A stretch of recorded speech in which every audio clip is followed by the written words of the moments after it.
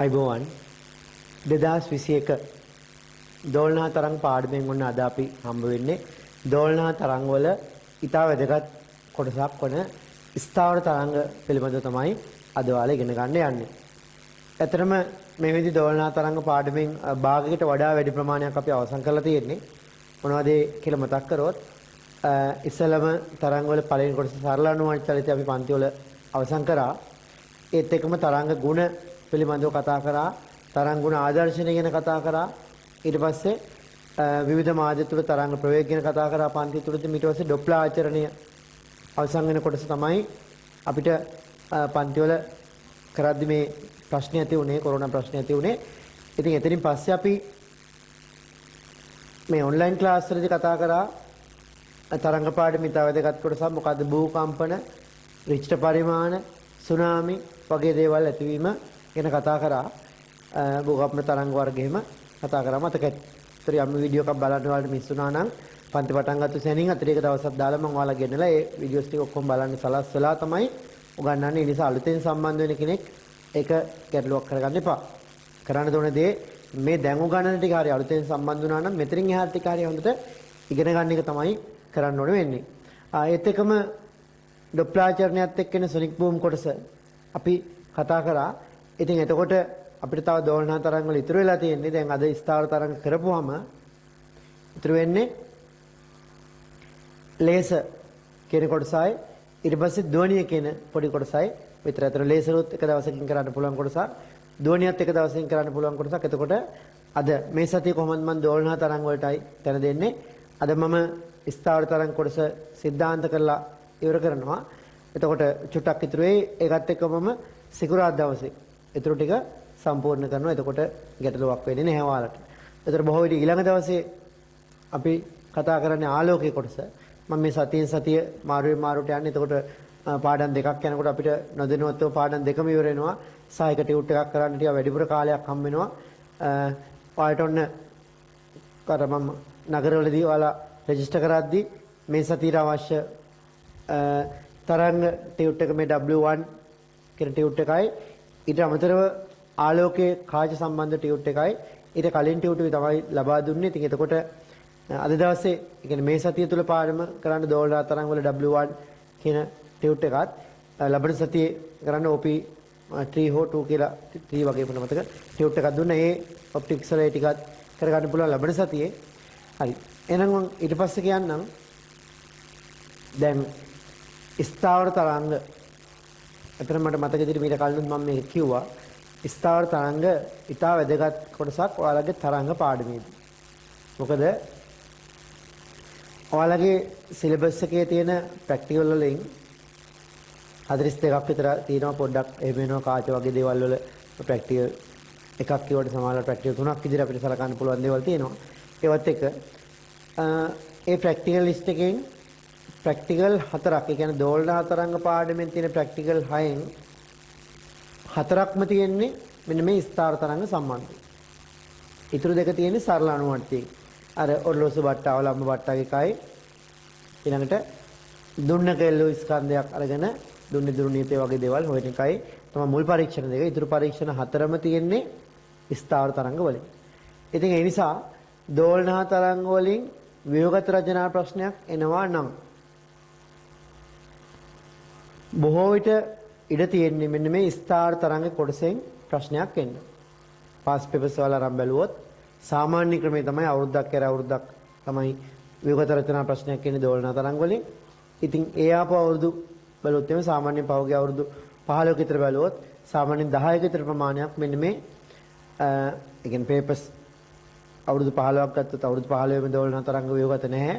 ඒකෙන් අවුරුදු 8ක 9ක වගේ තමයි තියෙන්නේ. ඒකෙන් සාමාන්‍යයෙන් ප්‍රශ්න 6ක් අවුරුදු 6ක විතර ප්‍රමාණයක් අහන්නේ මෙන්න මේ ස්ථාවර තරංග ගැන.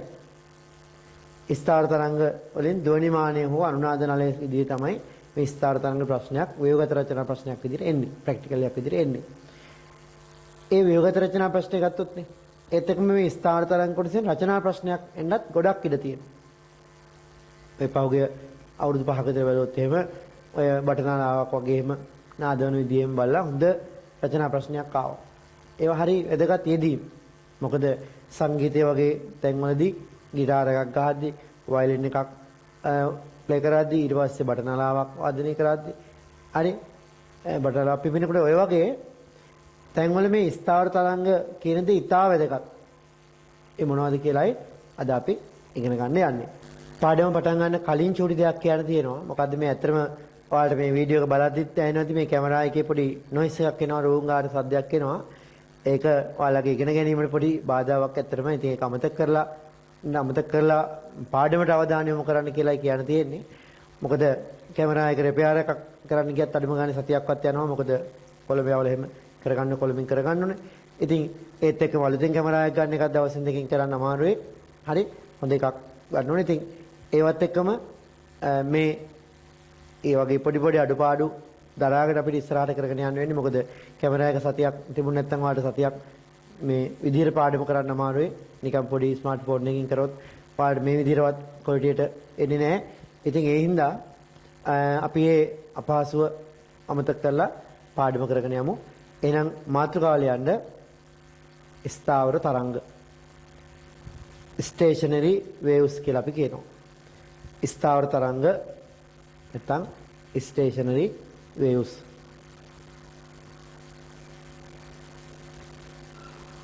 හරි බලන්න අපි පාඩමේ ආරම්භයට ගියොත් අපි කොහොත් තරංග කියන්නේ ශක්තිය ගමන් කරන ආකාරය. තරංගයක් කියලා කියන්නේ. විවිධ තරංග වර්ග අපි කතා කරා. එතකොට තරංගයක් ඇති වෙද්දී අපි කවුරු හරි කම්පණය වෙනවා. කවුද කම්පණය වෙන්නේ කියලා සලකලා අපි තරංග වර්ග කරා ආකාර දෙකකට. මොනවද ඒ? අංශුමය තරංග නැත්නම් යාන්ත්‍රික තරංග සහ විද්‍යුත් චුම්බක කියලා. පාඩමේ ආරම්භයක් විදිහට මම චුට්ටක් එක මතක් කරන්නම්. මොනවද යාන්ත්‍රික කිව්වේ මොනවද විද්‍යුත් චුම්බක කිව්වේ? මාධ්‍යයක අංශු කම්පණයෙන් ඇතිවන තරංගයක් නම් ඒක යාන්ත්‍රිකයි. විද්‍යුත් ශේෂයක් හා චුම්බක ශේෂයක් කම්පණය වීමෙන් ඇති වෙනවා නම් අපි ඒකට කියවා විද්‍යුත් චුම්බක තරංගයක්. ඔන්න තරංග වර්ගීකරණයේ පළවෙනි ආකාරය මොනවද? යාන්ත්‍රික සහ විද්‍යුත් චුම්බක. ඊළඟ එක පැත්තට දාන්නකො. තරංග වර්ගීකරණය කරන තවත් විදියක් අපි කතා කරා. මොනවද? තීර්යක් අන්වායාම. එතනදී අපි සැලකුවේ කම්පණය වෙන්නේ කවුද කියන එක නෙවෙයි. මොනවද අපි සැලකුවේ? කම්පණය වෙන්නේ කවුද නෙමෙයි, කම්පණය වෙන්නේ කොයි පැත්තටද කියලා. තරංගය ගමන් කරන දිශාවට ලම්බකව කම්පණය වෙනවා නම් අංශු හරි ශේෂ හරි ඒවා තීරයක් තරංග. තරංග යන පැත්තට සමාන්තරව නම් කම්පණය වෙන්නේ අංශු. ඒවා මොනවද? ඒවා අන්වායාම තරංග කියලා අපි ඉගෙන ගත්තා. ඔය භූකම්පන වලින් අපි තරංග වර්ගීකරණය කරේ තීරයක් අන්වායාම වගේ දේවල්. අද අපි කතා කරන්න යන්නේ ඒ වර්ගීකරණයත් අමතක කරලා අලුත් දෙයකට. තරංග වර්ගීකරණය කරන ඊළඟ ආකාරය තමයි ප්‍රගමන තරංග සහ ස්ථාවර තරංග කියලා. ප්‍රගමන තරංග නම් ප්‍රෝග්‍රෙසිව් වේව් කියලා කියනවා. ස්ථාවර තරංග නම් ස්ටේෂනරි වේව්ස් කියලා අපි කියනවා. හරි මෙන්න මේ ස්ථාවර තරංග පිළිබඳව හොඳ අවබෝධයක් ලබා ගන්න එක තමයි අපි කරන්න යන්නේ. එතකොට ස්ථාවර තරංගයක් කියන එක මම පොඩ්ඩක් මේ මතක් කරන්න කියන්නම්. හිතන්නකෝ ලණුවක් අරගෙන එක පැත්තකින් යට ගහලවම ලණුව ඇදලා අපි එකපාරක් කම්පණය කරලා බලන්න ඉතින් තරංගයක් කොහොම ගිහිල්ලා එනවා පේනවනේ. කොහොම ගිහිල්ලා ආය ආපහු එනවා පේන. එකපාරක් කම්පණය කරලා බලන් හිටියොත්. හරි. හැබැයි අපි එකපාරක් කම්පණය කරලා බලන් හිටියොත් කොහොම කම්පණය කරොත් මොකද වෙන්නේ? ඒ යන තරංග සහ අපව එන තරංග මේකේ ඇතුලේ අදිස්ථාපනයේ අපිට දකින්න පුළුවන් ප්‍රතිඵලයක් තියෙනවා. මොකද්ද? ඒක තමයි තරංගයක් යනවා වගේ පේන්නේ නැතු මේ ලණුවම පැද්දෙනවා පේනවා. ඉහළ පහළ පැද්දෙනවා පේනවා. පොඩ්ඩක් ඕන වීඩියෝ නවත්තලා ලණුවක් අරන් මල්ලිත් එක හරි බිත්තියක හරි ගැට ගහලා ජනේලයක හරි පොඩ්ඩක් ලණුව කම්පණය කරලා බලන්න ඕම් පැද්දෙනවා පේනවා. ඒ රබර් වගේ ඇදෙන ලණුවක් නම් ඊටාම හොඳට මේක පේනවා. අන්න එහෙම තරංගයක් වගේ යනවා පේන්නේ නැතු ඒ වගේ පැද්දෙනවා වගේ පුඩු වගේ පැද්දෙනවා පේන එක තමයි අන්න ඒක තමයි අපි කියන්නේ ස්ථාවර තරංගයක් ඇති වෙනවා කියලා. යන තරංග සහ එන තරංග මොන වෙලාද? එකතු වෙලා හැදෙන ප්‍රතිඵලයක් තමයි මෙන්න මේ ස්ථාවර තරංග නැත්නම් ස්ටේෂනරි වේව්ස් කියලා කියන්නේ. තව කොයිද ස්ථාවර තරංග ඇති වෙන්නේ? ඇත්තටම බටනලාවක් ගහද්දී වුණත් ඒක ඒ සංගීත ස්වර හැදෙනකොට ඒක ඇතුලේ ඇති වෙන්නම ස්ථාවර තරංග. ඊළඟට වයලින් එකක් ගහද්දී දැන් গিitar එකක් හිතන්නකෝ. গিitar එකේ කම්බිය අරගෙන කම්බියේ හොඳට බලන්න ඕන නම් කැමරාවකින් ඕන ලං කරලා බලලා පස්සේ ඒක තේරුම් ගන්නත් පුළුවන්. මෙම গিitar එකේ කම්බිය තියෙද්දි තට්ටුවක් දාලා ලං කරලා බලුවොත් දැන් අර සාමාන්‍යයෙන් අපි කම්බියක වගේ තරංගයක් එනවා වගේ গিitar එකට තට්ටුවක් දාපුවම මොම තරංග යනවා පේනවද? එහෙම තරංග යනවා පේන්නේ අපිට පේන්නේ කම්බිය නිකන් බොඳ වෙනවා වගේ. ඕම වේගෙන් කම්පණය වෙද්දී කම්බිය මැදින් ටිකක් බොඳ වෙලා වගේ පේනවා. තට්ටුවක් දාලා තප්පර කීපයක් ඇද්දී බොඳ වීම ටික ටික අඩු වෙලා නතර වෙනවා.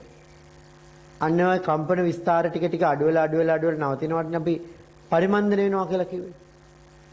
ඕන තරංගයක් පරිමන්දනය වෙනවනේ. ඒ গিitar එකේ කම්බිර වගේ තට්ටුවක් දාලා බැලුවොත් ඒ පැද්දීම දකින්න පුළුවන්. අන්න ඒ වගේ පැද්දීම් තමයි අපි කියන්නේ මොනවා කියලාද? ස්ථාවර තරංග කියලා. අන්න ඒ ස්ථාවර තරංග ඇති වෙන්නේ කොහොමද කියන එක තමයි මෙතන අපි කතා කරන්න යන්නේ. හරි. අපි පොඩි පැහැදිලි කිරීමක් එක ලියලෙමු. ස්ථාවර තරංග කියලා ලියුවානේ. එතන ලියන්නේ මෙහෙම. තරංග සම්බන්ධව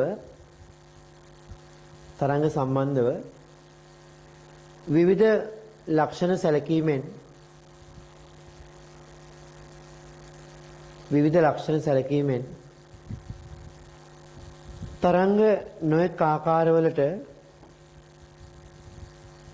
තරංග නොඑක ආකාරවලට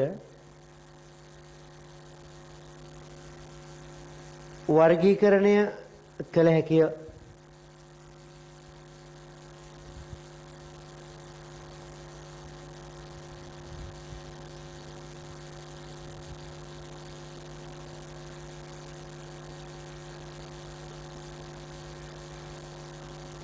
අලුපෙන් ලියන්න.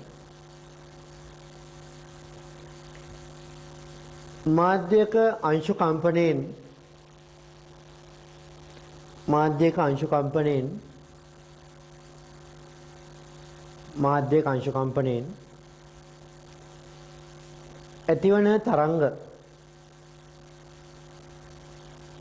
ඇතිවන තරංග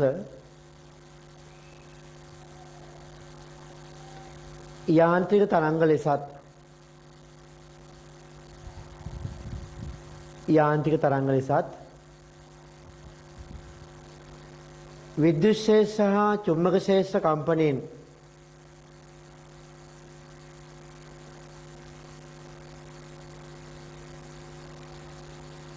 ඇතිවන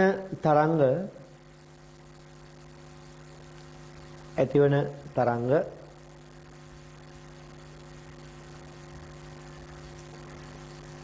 විද්‍යුත් චුම්බක තරංග ලෙසත් හඳුන්වයි.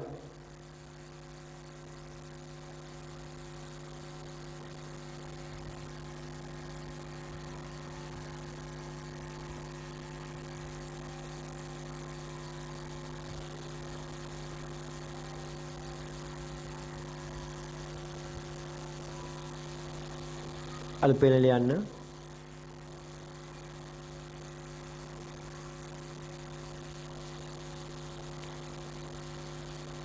තරංගය ගමන් ගන්නා දිශාවට ලම්බකව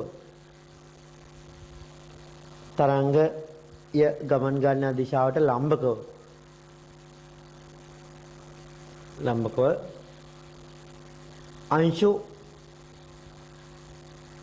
हो श्रेष्ठ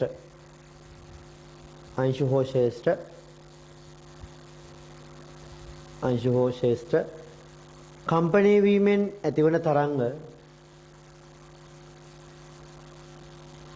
ඇතිවන තරංග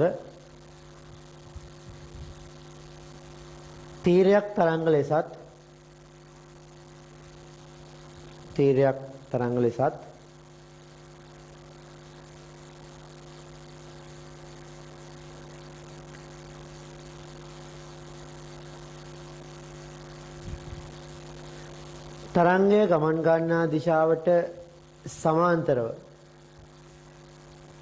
තරංගය ගමන් ගන්නා දිශාවට සමාන්තරව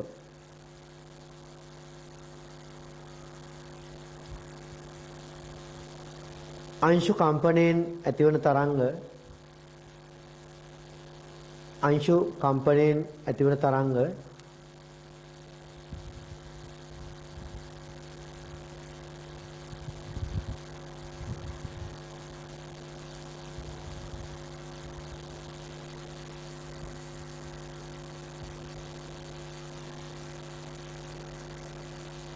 අන්වායාම තරංග ලෙසත් හඳුන්වයි. ඔන්න වර්ගීකරණයේ අපිට මෙතනදී ඕන වෙන ඊළඟ ආකාරය කතා කරන්න.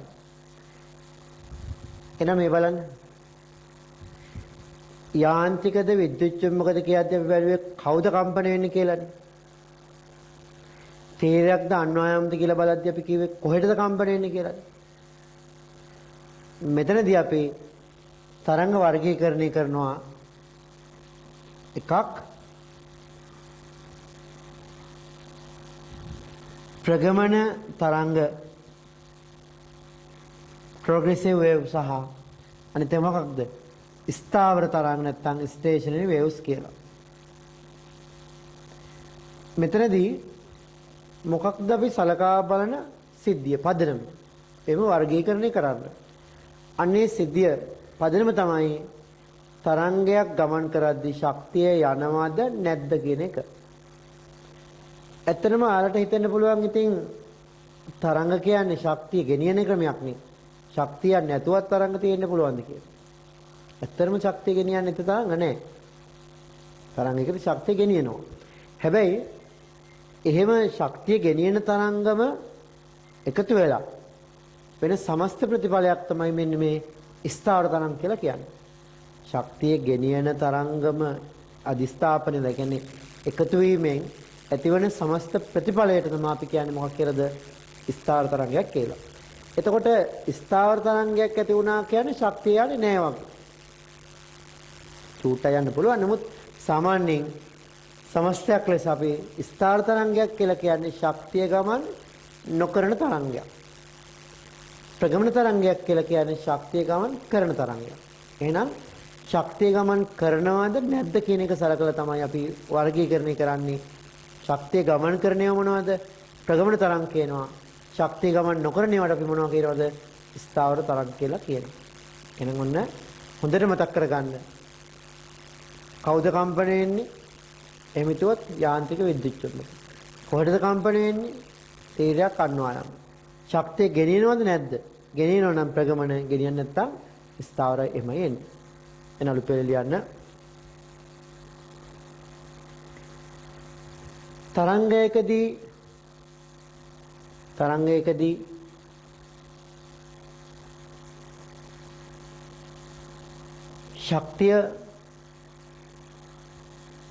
ශක්තිය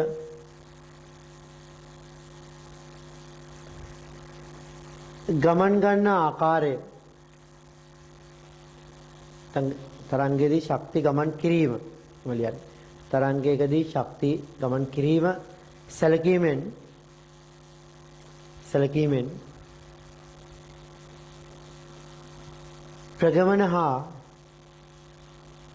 ප්‍රගමන තරංග හා ස්ථාවර තරංග ලෙස ප්‍රගමන තරංග හා ස්ථාවර තරංග ලෙස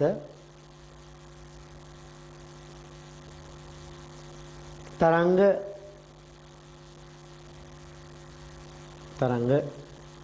වර්ග දෙකකට වෙන් කළ හැකිය. තරංග වර්ග දෙකකට වෙන් කළ හැකිය.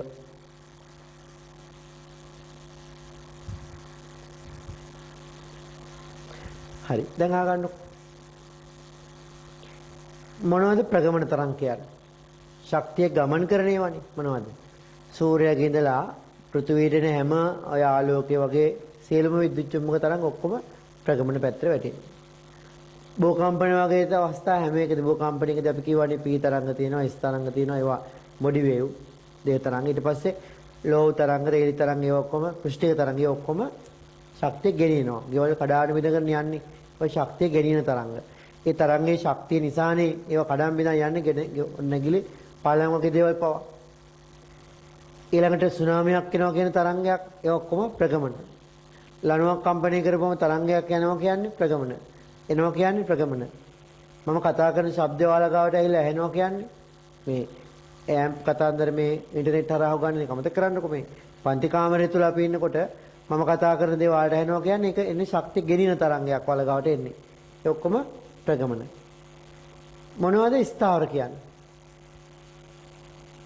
මම කිව්වා මේ ශක්තිය ගෙනියන තරංගවල එකතු වීමේ ප්‍රතිඵලයක් නේ ස්ථාවර කියන්නේ. දැන් බටනලාවක් ගහනකොට බටනලාවෙන් එළියට යන හඬ ප්‍රගමන. හැබැයි බටනලාව ඇතුලේ හඬ නිකුත් කරන්න අදාළ වෙන අංශු කම්පණය වෙනකොට එතන ඇති වෙන්නේ ස්ථාවර එකක්. කලබල වෙන්න එපා මම ස්ථාවර කියලා කියලා දෙනවා. මේ අදහස කියන්නේ. ගිටාරයේ කම්බිට තට්ටුවක් දාපුවම පැද්දෙනවා පේන්නේ. අන්න ඒවා එනම් ස්ථාවර. වයලින් එකක් ගහක් දුනොත් ඇති වෙන්නේ ස්ථාවර තරංගයක් හැබැයි කම්බිය තුල. එතනින් එන හඬ වලකාවට එනකොට ඒක ප්‍රගමන. නමුත් කම්බිය කම්පණය වෙද්දී ඇති වෙන තරංගය ඒවා ස්ථාවර කියලා අපිට කියන්න පුළුවන්. එහෙනම් අපි වර්ගීකරණය කරන විදිහ බලමු. එහෙනම් වගුවක් වගේ මේ විදිහට ඕනේ නැහැ. වගුවක් ඔහම ගන්න අර මේ පැත්තට යන ප්‍රගමන තරංග මේ පැත්තට යන ස්ථාවර තරංග. ප්‍රගමන තරංග සහ ස්ථාවර තරංග.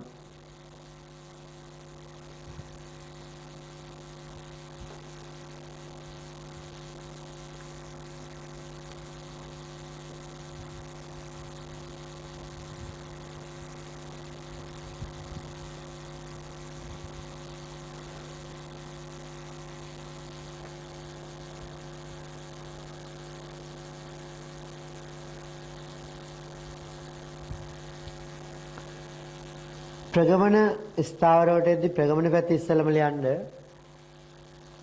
ශක්ති ගමන් කරන තරංගයන්ය. ශක්තිය ගමන් කරන තරංගයකි තරංගයන්ය. ශක්තිය ගමන් කරන තරංගයන්ය.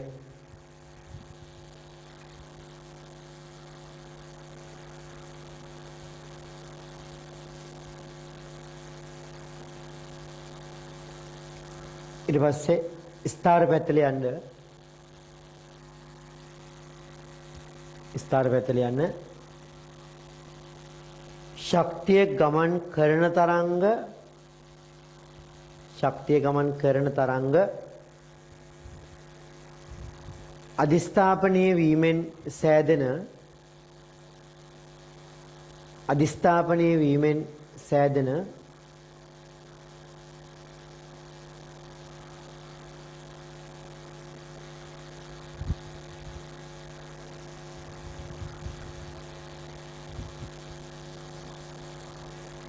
ශක්තිය ගමන් නොකරන තරංග වර්ගයකි.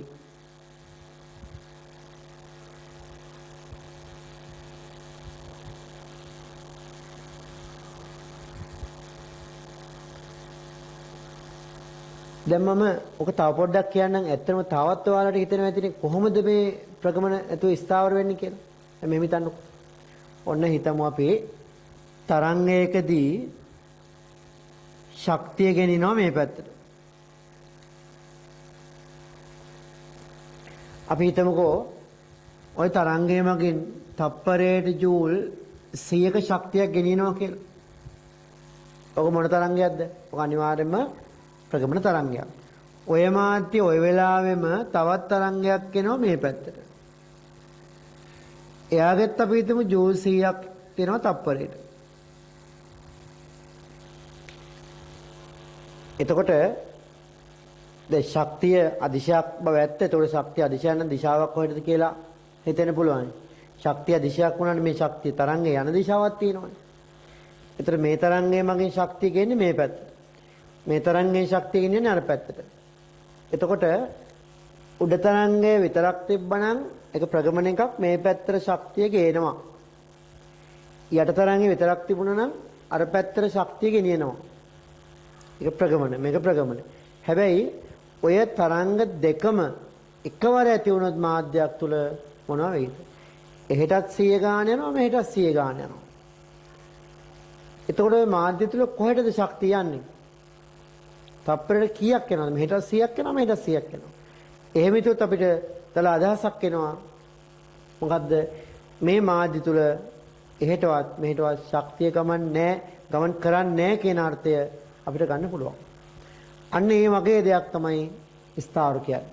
එහෙටත් ශක්තිය යනවා, මෙහෙටත් යනවා. එතකොට ඒ සමස්ත ප්‍රතිඵල දිහා බලුවම අපිට හිතන්න පුළුවන් ශක්තිය ගෙනියන්නේ නෑ වගේ. අන්න එහෙම තිබෙන තරංග තමයි ස්ථාවර කියලා කියන්නේ.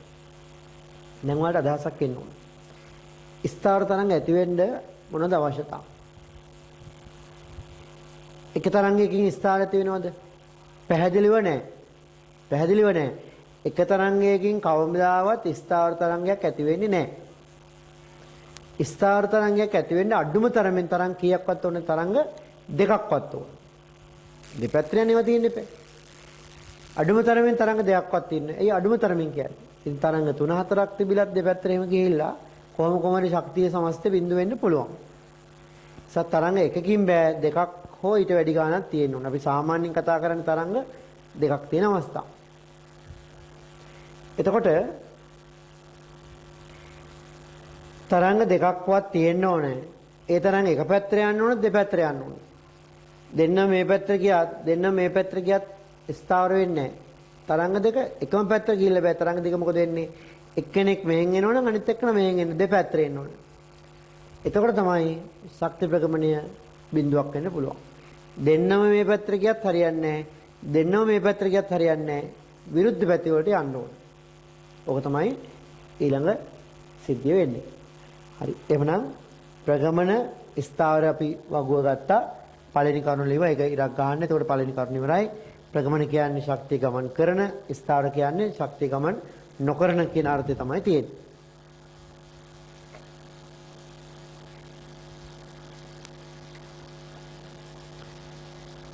ඊළඟට මම ඊළඟ දේවල් කියන්න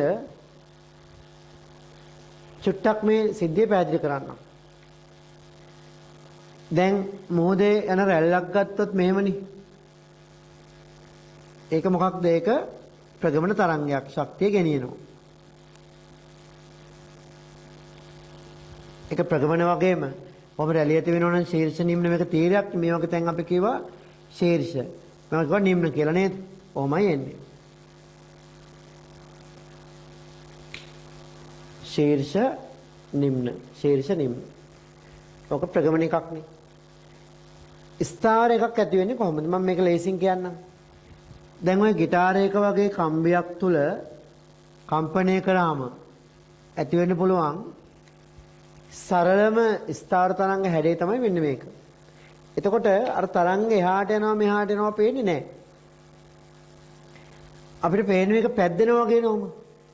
පැද්දිද එක වෙලාවක මම ටිකක් පුම්බලා අඳින්නම් මේක. ඔහොම උඩට හැරෙනවා.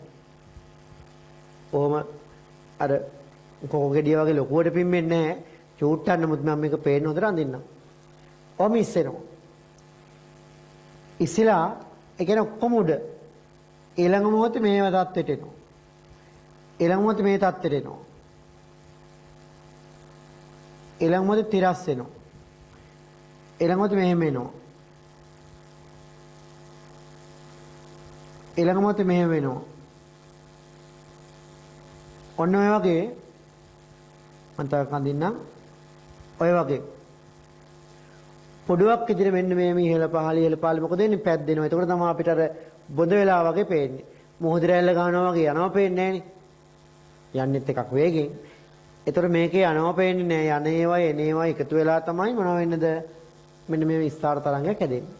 මේක තමයි ඇති වෙන්න පුළුවන් සරලම හැඩය. දෙපැත්ත ගැට ගහලා නිසා එතෙන් හෙලවෙන්න බෑ. මැද හොඳට කම්පණය පුළුවන් ඕන තැනක්. ඒ නිසා ස්ථාවර තරංගයක් ඇති වෙනනම් පළවෙනි හැඩය තමයි මේක. ඊළඟට ඔය හැඩේම නෙමෙයි තව ඕන තරම් හැඩ අඳින්න පුළුවන්. මේ ගෙඩියක් වගේ පේන එකක්, ඉඹුල් ගෙඩිය වගේ පේන එකක් අපි ගත්තොත් ඒකට අපි කියන්නේ පොඩුවක් කියලා.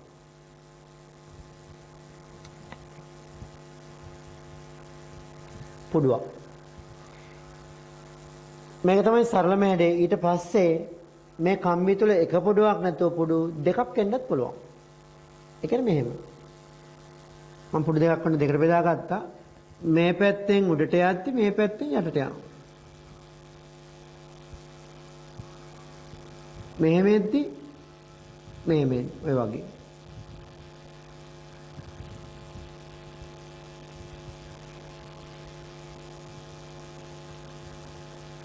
ඔන්න ඔහොම. මේ දිගයි මොකද වෙන්න ඕනේ සමාන වෙන්න ඕනේ පැහැදිලිවම. එතකොට මේ තියෙන පුඩු එකක්, මේ තියෙන පුඩු දෙකක්.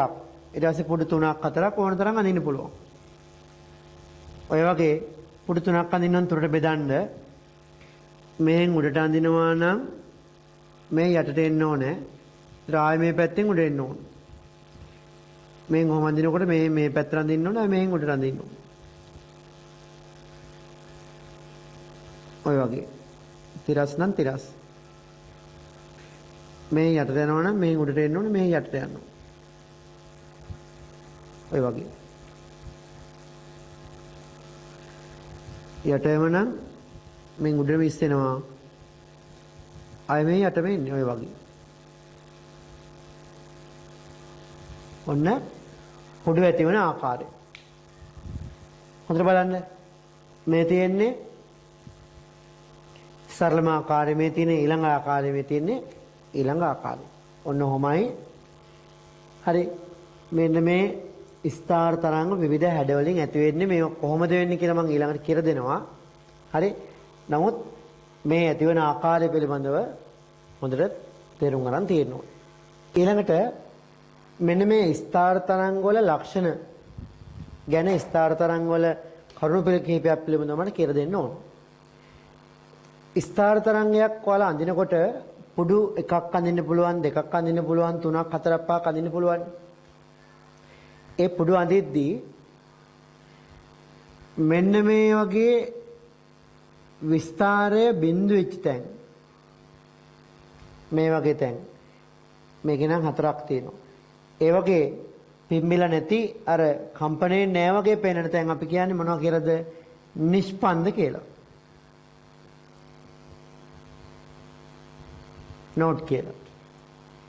ඊළඟට හොඳට මේ පැද්දෙනවා වගේ පුම්බල අඳින තැන් අපි කියන්නේ මොනවා කියලාද? ඒවට අපි කියන්නේ ප්‍රස්පන්ද කියලා. මේක නිෂ්පන්ද, ප්‍රස්පන්ද. නිෂ්පන්ද. මේක නිෂ්පන්ද 3යි, ප්‍රස්පන්ද 2යි. මේක නිෂ්පන්ද 4යි, මැදවල් 3යි, ප්‍රස්පන්ද 3යි. හැම පොඩුවම ගත්තොත් දෙපැත්ත නිෂ්පන්ද, මැද මොකක්ද? ප්‍රස්පන්ද. එහෙනම් දැන් ප්‍රගමන තරංග හැදෙන්නේ මොන වගේද?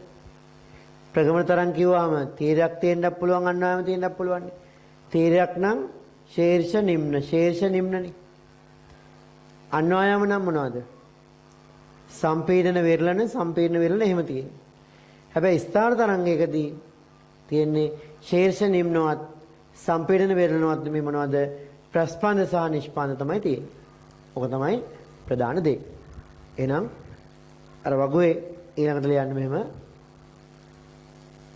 ප්‍රගමන පැත්ත ලියන්න. ශීර්ෂ කමා නිම්න වලින් හෝ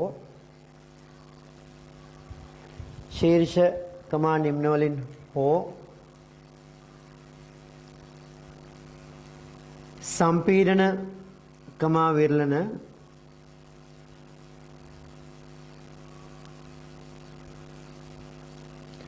වලින් යුක්ත වේ.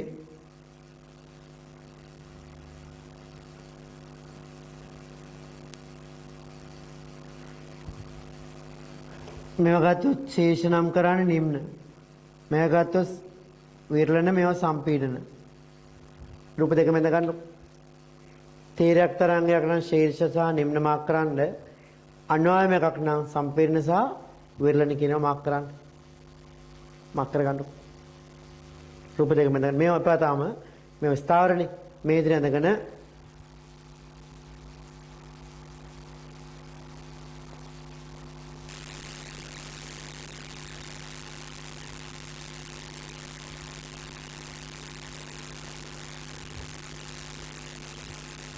शीर्ष निम्न, शीर्ष निम्न, विरलन संपीडन, विरलन संपीडन.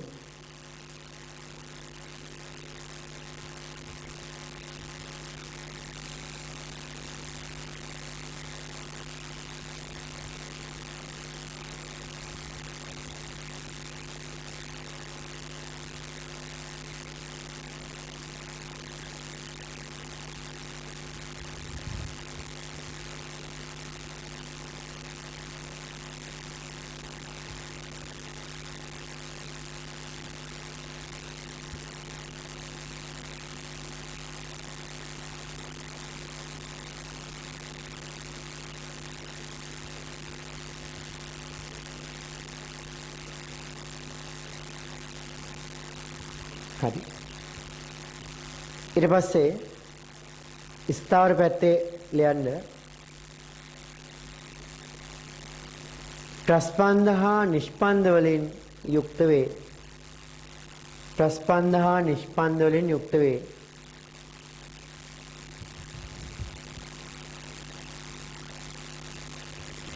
එතන රූපයක් අඳිද්දී මෙහෙම කරන්න. මේ බිත්ති ආධාරක ඕනේ නැහැ. මේ වගේ පොඩු විදිහට ඇඳලා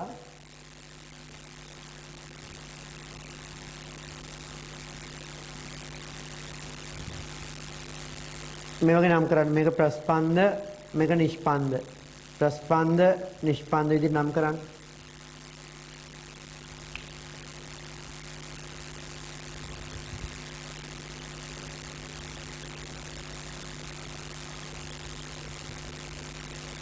ප්‍රස්පන්ද, නිෂ්පන්ද, ප්‍රස්පන්ද, නිෂ්පන්ද.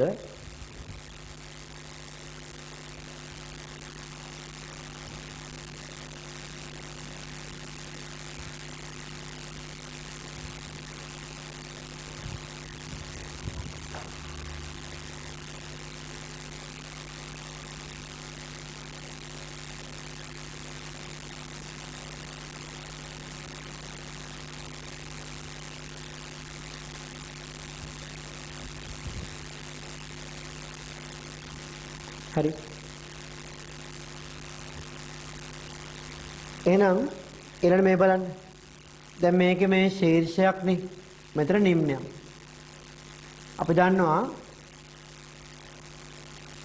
මෙතන ශීර්ෂය කියලා මේ වෙලාවේ මේ ශීර්ෂය මෙතනම තියෙනවද? නෑනේ. තරංගයන් ඉස්සරහට නම් මේ තරංග ආකෘතිය තව පොඩ්ඩකින් මේ තත්ත්වයටපත් වෙනවනේ. ওই තත්ත්වයටපත් වෙනවා.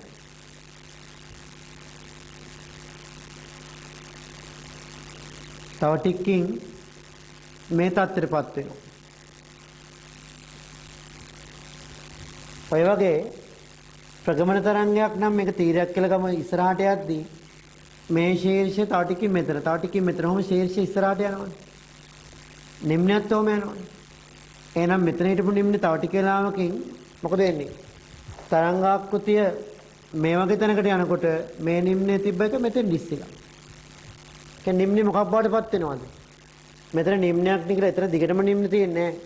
මොහොත රැල්ල යන එක හිතන්නකො. මෙතන දිගටම වල ගහලා තියෙන්නේ නැහැ. යම් තරක චුට්ටක් කරලා දිස්සෙනවනේ. ඒකම ඉස්සර තිබ්බ තැන පාත් වෙනවා. කියන්නේ ශීර්ෂ නිම්න බවටපත් වෙනවා. නිම්න ශීර්ෂ බවටපත් වෙනවා කාලයත් එක්ක. ශීර්ෂයක් කියලා දිගටම ශීර්ෂයක්ම තියෙන්නේ නැහැ. ශීර්ෂ නිම්න වෙනවා, නිම්න ශීර්ෂ වෙනවා, මාරු වෙනවා. අර අන්වයමලත් එහෙමයි. සම්පීර්ණ විරලන තිබ්බට යම් තැනක සම්පීර්ණ දිගටම තියෙන එක විරලන සම්පීර්ණ මාරු වෙනවා කාලයත් එක්ක. හැබැයි ස්ථාර තරංගයක් මේක පැද්දෙනවා කියලා හිතන්නකෝ. තනිපුඩුව හිතන්නකෝ. මෙතන පැද්දෙනවා දිගටම මෙතන කොයිලාවත් පැද්දෙන්නේ නැහැ. එහෙනම් මේකේ තරංගය කම්පන වෙලා ශක්තිය නැති වෙලා යනකම්ම මෙතන මොකක්මද? මෙතන දිගටම නිෂ්පන්දයමයි. මෙතන දිගටම නිෂ්පන්දයමයි. මෙතන දිගටම මොකක්මද? ප්‍රස්පන්දයමයි. එහෙනම් ප්‍රගමන පැත්තේ අපි ලියන්න ඕනේ මොකද්ද? ශීර්ෂ නිම්න බවටත් නිම්න ශීර්ෂ බවටත් මොකදනේ? නිරන්තරේ මාරු වෙනවා. ශීර්ෂයක් ශේෂාම තියෙන්නේ. හැබැයි මේ පැත්තේ ලියන්නේ ප්‍රස්පන්ද දිගටම මොකද වෙන්නේ? හොඳ විස්තරයෙන් කම්පන වෙනවා. නිෂ්පන්ද නිශ්චලයි. ප්‍රස්පන්ද හැම වෙලේ ප්‍රස්පන්දමයි, නිෂ්පන්ද නිශ්චලමයි. හරි. ඔන්න වැදගත් දෙයක්. එන ඇටි ලියන්න ඊළඟට ප්‍රගමන පැත්තේ තරංගය ගමන් කිරීමේදී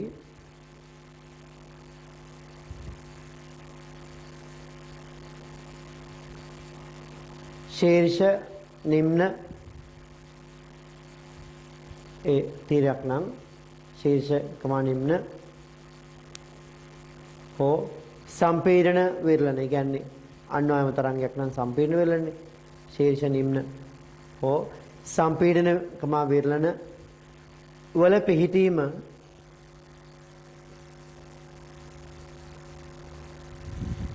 කාලය සමග වෙනස් වේ.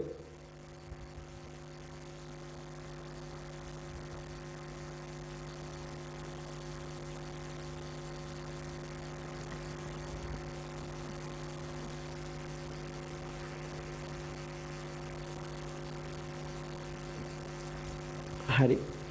ඊළඟට විස්තර පැත්තට යන්න. නිෂ්පන්ද හා ප්‍රස්පන්ද වල පිහිටීම නිෂ්පන්ද හා ප්‍රස්පන්ද වල පිහිටීම කාලය සමග වෙනස් නොවේ.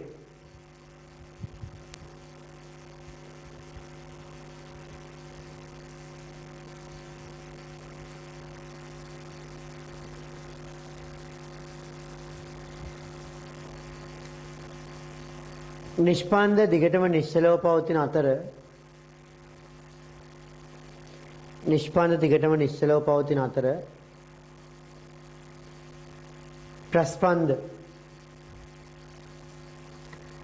උපරිම විස්තරයෙන් කම්පණය වේ.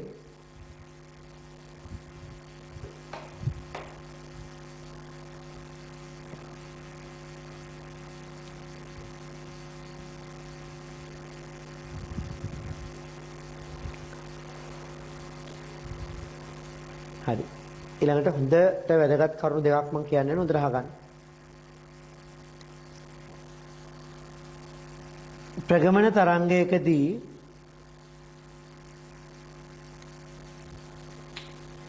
අපි මේ වගේ අංශුවක් ගත්තොත් මේක තීරයක් තරංගයක්. ඒතර මේ අංශුව මේ ආකාරයට කම්පණය වෙනවනේ ඉහළ පහළ. මේ මොහොතේ උඩ ඉන්න බව ඇත්ත. එයාවම කම්පණය වෙනවා. මේ අංශුවත් ඔහොමම කම්පණය වෙනවනේ. මේ අංශුත් එහෙම. හැබැයි හැම කෙනෙක්ම යන උඩම මට්ටම මේ මට්ටම යටම මට්ටම මේ මට්ටම. කොහොම රැල්ල ගහද්දි මොකද රැල්ල යනවා කියලා හිතන්නකෝ. මේ හරියෙන් ඉස්සලා පාත්තිති මේ හරියෙන් උඩ යනවා. එහෙන් පාත්තිති ආයේ මේ හරියෙන් උඩ යනවා. ඔහොමනේ. ඒතර හැමෝම කම්පණය වෙනකොට මෙයා කම්පණය විස්තරය ගත්තත් මෙයා කම්පණය විස්තරය ගත්තත් මොකද විස්තර හැමෝගෙම කම්පණය විස්තර සමානයි. හැබැයි විස්තර තරංගයක අපිට එහෙම කියන්න බෑ. දැන් මේ අංශුව ගත්තොත් මෙහෙම ගිහිල්ලා ඔහොම එනකොට මේ හරි අංශුවක් ගත්තොත් ඔහොම යනවා. හැබැයි මෙතනනේ පුඩුව ප්‍රස්පන්දය. එතෙන්ට වඩා මෙහෙට එන්න පොඩ්ඩ මොකද එන්නේ පුඩුව ඔහොම හැඩයට පාත් වෙද්දී මේ ටික විස්තරය මේට වඩා අඩුයි. මේ තව අඩුයි. මේ තව අඩුයි. මේ තව අඩුයි. මෙතන බිඳුවයි විස්තරය. නිෂ්පන්දය කම්පණය නැහැ කියන්නත් පුළුවන්. නැත්තම් ඒක අපිට වැදගත් විදිහට කියන්න පුළුවන්. කම්පණය වෙන්නේ විස්තරය බිඳුවයි කියලා. හරි. එතකොට ප්‍රගමන තරංගයකදී හැමෝම කම්පණය වෙන්නේ එකම විස්තරයෙන්. හැබැයි ස්ථාර තරංගයකදී ප්‍රස්පන්දය තමයි උපරිම විස්තරයෙන් කම්පණය වෙන්නේ. නිෂ්පන්දය දක්වා යද්දි ටික මොකද වෙන්නේ විස්තරය පොඩ්ඩ මොකද වෙන්නේ විස්තරය අඩු වේගන යනවා. නිෂ්පන්ද නිශ්චලයි කියලා අපි සලකනවා. එතකොට ප්‍රගමන තරංගයකදී හැමෝම එකම විස්තරයෙන් කම්පණය වුණාට ස්ථාරයකදී විස්තරය අංශයෙන් අංශයට වෙනස්. කියනකොට වැඩිම විස්තරය තියෙන්නේ කොහෙද? ප්‍රස්පන්දය. අඩුම විස්තරය තියෙන්නේ කොහෙද? නිෂ්පන්දය. කීය දෙක හරිනම් බිඳු වෙන්න ඕනේ. ඊළඟට ඕකත් එක්කම තව කරුණක් මම කියන්නම්. මේ අංශු එකම ගානට පැද්දුනාට එකම වෙලාවෙ උඩට එනවද? නෑනේ. දැන් හිතන්නකෝ මෙහෙම මුහුදේ නානකොට හිතන්නකෝ මෙහෙම ඔයාලා මුහුද පැත්තට ටිකෙන් ටික මීටරයට වගේ කට්ටිය යාළුවෝ ඉන්නවා කියලා හිතන්නකෝ වතුර පාවි ටයර් ටියුබ් දාගෙන කියලා හිතමුකෝ අපි. ඒක රැල්ලක් ගහද්දී මුහුද පැත්තෙම ඉන්න කෙනා උඩ ගිහලා පාත් වෙනකොට තමයි අනිත් එක්කන උඩ යන්නේ. එයා පාත් වෙද්දි තමයි ඊළඟ කෙනා උඩ යන්නේ. කොහොමනේ රැල්ල ගහනවත් එක්කම ඔක්කොම එකපාර උඩ එල්ල එකපාර පාත් වෙන්නේ නැහැ නේ. රැල්ල ටිකෙන් ටික ඉස්සලම් මොන ගෑන්නේ මුහුද පැත්තෙම ඉන්න කෙනාට ඊළඟ කොහොමනේ. අන්නේ වගේ ගත්තාම හැමෝම එකපාර උඩ යනවා හැමෝම එකට පාත් වෙනව නෙමෙයි. තව චුට්ටක් පැහැදිලි කරොත් මේ වගේ තරංගයක් ඇති වෙද්දී මතකද මම සරල අනුවර්ත චලිතයයි උරු චලිතය අතර කියද්දී මේ අංශුව මෙතෙන්ට ගෙනාවා මේ අංශුව මෙතෙන්ට ගෙනාවා මේ අංශුව මෙතෙන්ට ගෙනාවා කොහොම අංශු ගෙනාව මතකද? එතකොට මේම තරංගයේ අංශු මාක් කරොත් ඒවා අපිට වෘත්තයක පරිධිය මත ලකුණු කරන්න වෙන්නේ. මේ හැමෝම එකතැනම ලකුණු කරන්න බෑ රවුමටනේ. ඒ කියන්නේ අංශුවෙන් අංශුවට කලාව වෙනස්. පේස් එක වෙනස්. දැන් මෙහෙම හිතන්නකො. මගේ අත් දෙක මෙහෙම කම්පන වෙනවනම් එතන මොන කලාවේද? එදින සම කලාවේ. මෙහෙම කම්පන වෙනවනම් උඩ යට. මේක උඩේද මේක යට. මාරු වෙනවනේ. ඒ මොන කලාවේද? එහෙම මාරුවෙන් මාරුවට කම්පන වෙනවනම් අපි කියන්නේ ඒක මොන කලාවේද? ප්‍රතිවිරුද්ධ කලාවේ කලාව වෙනස අංශක 180යි කියලා. එතකොට මේකේ ආපද අංශ දෙකක් අතර ගත්තොත් එක්කෙනෙක් මෙතන ඊළඟ කෙනා මෙතන කලාව වෙනසක් තියෙනවනේ. කලාව කියන්නේ කෝණය. පේස් ඇන්ගල් එක. එතකොට මේ අංශ පේලිය ගත්තොත් වටේට මාක් කරන්න පුළුවන්. එතකොට ලැම්ඩා ටිකක් ගත්තොත් වටයක් එනවා 2π කලාව වෙනසක්. මොකද අපි තරංග ගණ ආදර්ශනය කරද්දි කිව්වා තරංග වල ලක්ෂණ ගැන කියද්දි කිව්වා ලැම්ඩා දිගක් තුල මාධ්‍යයේ තියෙන අංශ වල තියෙන කොච්චර කලාව වෙනසක්ද 2π කියන අංශක නම් 360ක් කලාව වෙනසක්. ඒ මේකේ. හැබැයි ස්ථාවර වලට දෙකම වෙනස් වෙනවා. මොකද්ද? ස්ථාරදී මෙහෙ උඩ ගිහිල්ලා පාත්‍යදී මෙහෙ උඩ යනව නෙමෙයිනේ. එක පුඩුව නම් පුඩුවම පැද්දෙන්නේ ඔහොම එකට. උඩ යද්දි ඔක්කොම උඩ යට යද්දි ඔක්කොම යට ඔහොම පැද්දෙන. ඒ නිසා මේ පුඩුවේ ගත්තොත් මැද ඉන්න අංශුව මෙතන ඉද්දි මේ අංශුව මෙතන ඔහොම එන්නේ. ඔක්කොම එකටනේ ඉන්නේ. අත්තක් උඩ කුරුළු ටිකක් වල කුරුළු අත් මේ පැද්දෙනවා වගේ. ඔක්කොම කුරුළු උඩ යනවා යට යනවා උඩ යනවා යට යනවා ඒ වගේ. හැමෝම එකටම උඩ යනවා නම් හැමෝම එකට යට යනවා නම් අපි කියනවා මේවා කම්පන වෙන්නේ මොන කලාවේද? සම කලාවේ කියලා. එකක් උඩ ගිහලා පාත්‍යද්‍ය ආයේ කෙනෙක් යනවා නෙමෙයි ඔක්කොම එකට යනවා එකට එනවා. එන මොන කලාවේද? මේ එකම පුඩුවේ තියෙන හැම අංශුවක්ම කම්පන වෙන්නේ සම කලාවේ. හැබැයි එකම පුඩුවේ හැමුණාට කවදාවත් යාවත පුඩුව වල එහෙම වෙන්නේ නැහැ. දැන් මේ අංශුව මෙතන ඉන්නකොට මෙයා මෙතන කියනකොට මම මැද අංශු දෙකක් ගන්නකොට ප්‍රස්පන්දික මෙයාම උඩ යද්දී මෙයා යට යන්නේ. මෙයා උඩට මේ යද්දී මෙයා යටට මෙනවා. අය උඩකින් යටට එද්දී මෙයාට එන උඩ එනවා. ඔහොම. ටික අර පැත්තට යනවා කියලා නෙමෙයි. මේ පුඩු දෙකේ ඉන්න අංශු දෙක ගත්තොත් ඔහොමද කම්පණය වෙන්නේ? නෑ. ඒ කවදාවත් කම්බියක් තුල ස්ථාර තරංග එද්දී මෙහෙම එනවා මිසක් ඊට ඔහොම යනවා ඔහොම එනවා ඔහොමනේ හැරෙන්නේ. එහෙම නේද කවදාවත් මෙහෙම ඔහොමයි දෙන්නේ නැහැ. ඔහොම අදින්න එපා එහෙම නේද වැරදි. හරි. එහෙම ඉන්නේ මේෙන් උඩ යනවනම් මේ යට යන්නේ මාරුවට. එහෙනම් මේ දෙන්නමගේ අත් දෙකෙන් පෙන්නොත් මෙහෙම කම්පණ වෙන්නේ. මොන කලාවේද? මොන කලාවේද? ප්‍රතිවිරුද්ධ කලාවේ. මේ වගේ අංශු ගත්ත මොන කලාවේද? සම කලාවේ. එන හොඳට තේරුම් ගන්න. එකම පුඩුවේ අංශු සම කලාවේ. යාවත පුඩුව වල අංශු ගත්තොත් මොන කලාවේද? ප්‍රතිවිරුද්ධ කලාවේ.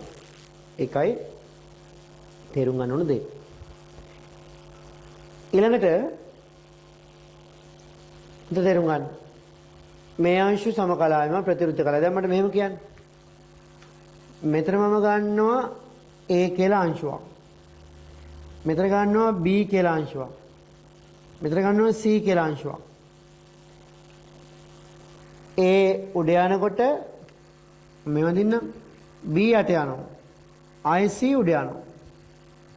එතකොට AB ප්‍රතිවිරුද්ධ කලාවේ BC ප්‍රතිවිරුද්ධ කලාවේ. එතකොට AC මොකද වෙන්නේ? අයත් එකටම යන්නේ. මෙයා උඩ යද්දි මැද කෙනා යට යද්දි අර අය උඩ යනවා. එහෙනම් A සහ C මොන කලාවේද? යාවත පුඩු නෙමේ එකක් කර එකක් ඊළඟ පුඩුව නම් ඒ දෙන්න ආයෙ මොකද වෙන්නේ? සම කලාවට එනවා. එහෙනම් ඔන්න ඔය කියපු දේ සාරාංශ කරලා හොඳට අහගන්න.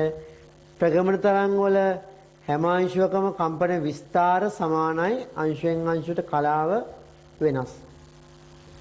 ස්ථාර පැත්තේ අංශයෙන් අංශුවට මොකද වෙන්නේ? විස්තර වෙනස්. හැබැයි එකම පොඩි අංශු මොකද වෙන්නේ? සම කලාවේ තියෙන. කලාව සමානයි විස්තර වෙනස්. මෙතන විස්තර සමානයි කලාව වෙනස්. ඔන්න ඔතන තියෙනවා අහගන්න. ප්‍රගමන තරංගයක් නම් හැම අංශුවකම විස්තර සමානයි කලාව වෙනස්. ස්ථාර තරංගයකදී විස්තර වෙනස් කලාව සමානයි. ඔක තමයි මූලික දේ. හරි. එහෙනම් ප්‍රගමන පැත්තට යන්න. සෑම අංශුවක්ම ප්‍රගමන පැත්තට යන්නේ සෑම අංශුවක්ම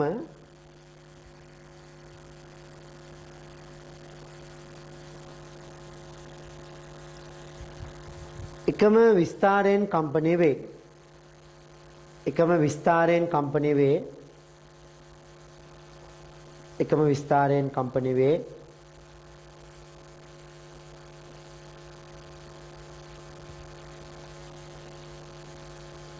එකම විස්තරයෙන් කම්පණය වේ. අංශයෙන් අංශුවට කලාව වෙනස්ය. අංශයෙන් අංශුවට කලාව වෙනස්ය.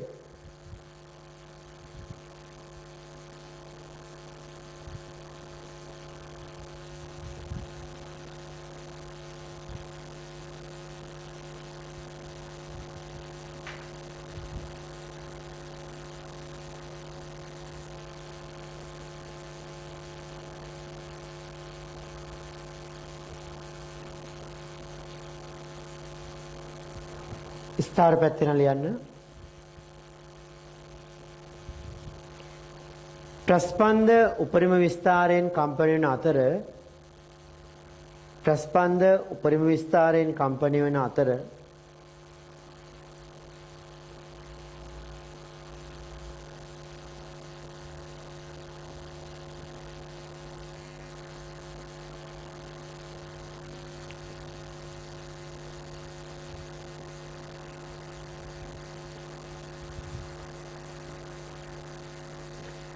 නිෂ්පන්ද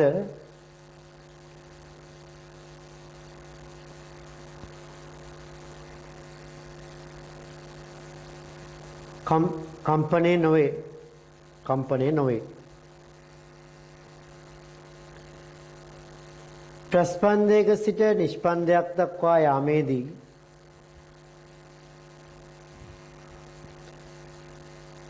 විස්තරයේ ක්‍රමෙන් අඩුවේ. විස්තරයේ ක්‍රමෙන් අඩුවේ.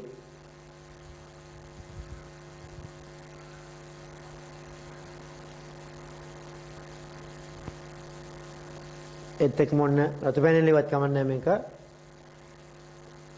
එකම පුඩුවේ සියලුම අංශු ඇත්තටම අර නිෂ්පන්ද හැර කියලා කියනවනේ වඩා හොඳයි. එකම පුඩුවේ සියලුම අංශු වරහඟතුරන නිෂ්පන්ද හැර එකම පුඩුවේ සියලුම අංශු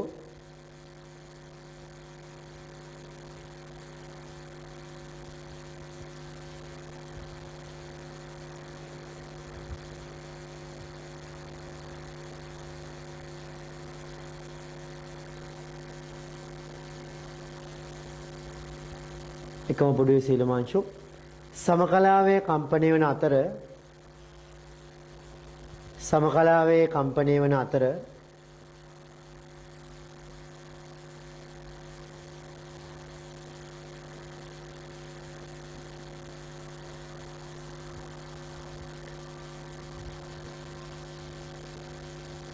යාබද පොඩුවල පිහිටි අංශු යාබද පොඩුවල පිහිටි අංශු ප්‍රතිවිරුද්ධ කලාවේ කම්පණය වේ. ප්‍රතිවිරුද්ධ කලාව කියන්නේ කලාව වෙනසකේ දංශක 180 වෘත්තයේ එක්කෙනෙක් උඩ නම් අනිත් එක්කන යට වගේ.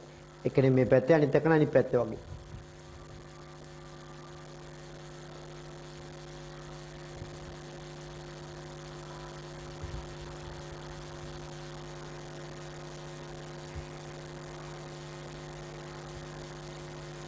ඔන්න ස්ථාවර තරංග පිළිබඳව මම යම් අවබෝධයක් එන්න අවශ්‍ය දේවල් මූලිකව කියලා දුන්නේ. ඊළඟට ඊට වැදගත් දෙයක් නැවත කියන්න යන්නේ මෙන්න මේකයි.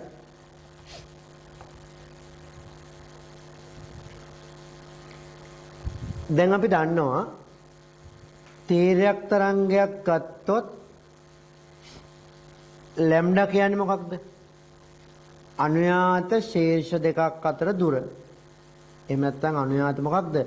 නිම්න දෙකක් අතර දුර ගත්තත් ලැම්ඩා කියලා කියන්න පුළුවන්. ඒ වගේම අපි අන්වායම තරංගයක් ගත්තොත් මොනවා ලස්සන අදින් මම ටිකක් ඉක්මනට දෙපො නිසා එච්චර ලස්සන නෑ ටිකයි ලස්සන හරි මේ බලන්න එතකොට ස්ථානතර මේ අන්වායම තරංගයක් ගත්තොත් මොකද වෙන්නේ අනුයාත සම්පීර්ණ දෙයක් අතර දුර ගත්තොත් ලැම්ඩා අනුයාත විරල දෙයක් අතර දුර ගත්තොත් ලැම්ඩානේ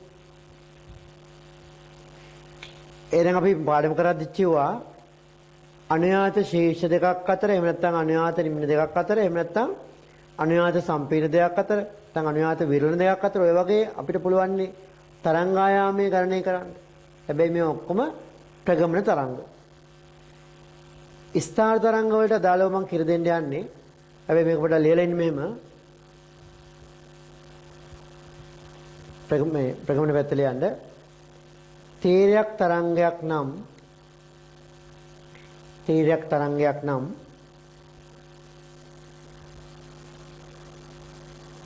අනුයාත ශීර්ෂ දෙකක් අතර දුර හෝ අනුයාත ශීර්ෂ දෙකක් අතර දුර හෝ අනුයාත නිම්න දෙකක් අතර දුර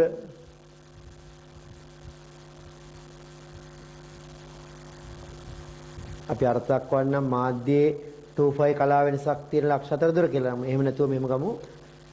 අනුයාත ශීර්ෂ දෙකක් අතර දුර හෝ අනුයාත නිම්න දෙකක් අතර දුර තරංග ආයාමයකි.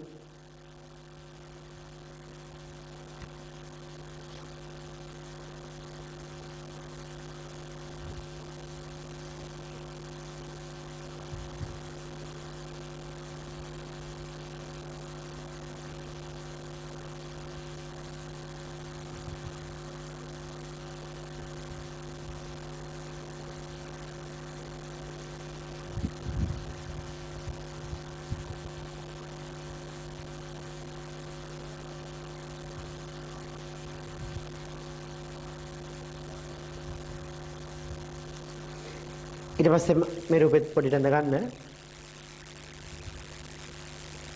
උඩ රූපේ විතරක් අඳ ගන්නකො.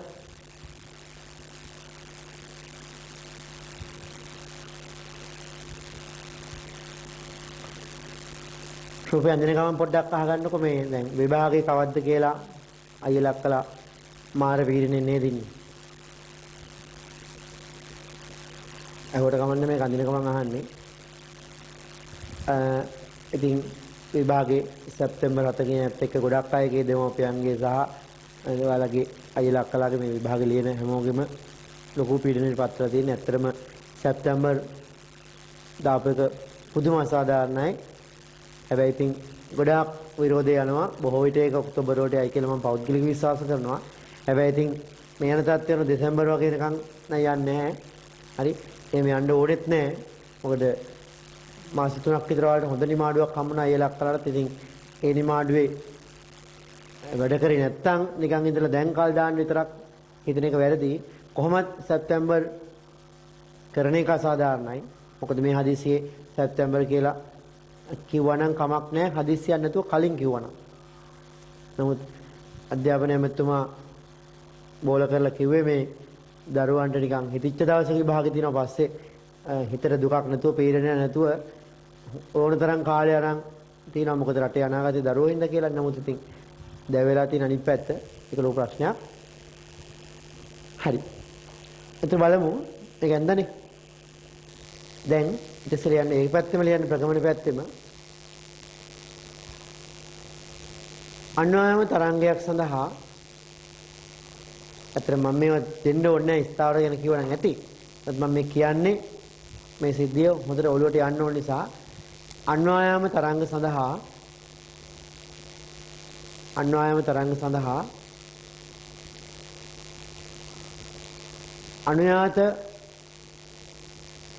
අනුයාත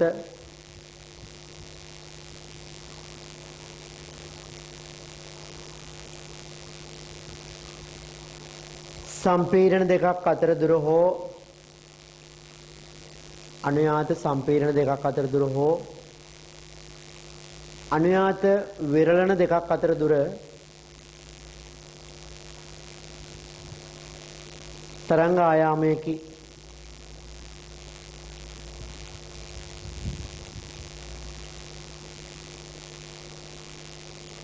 මේ රූපෙට අඳ ගන්නකො.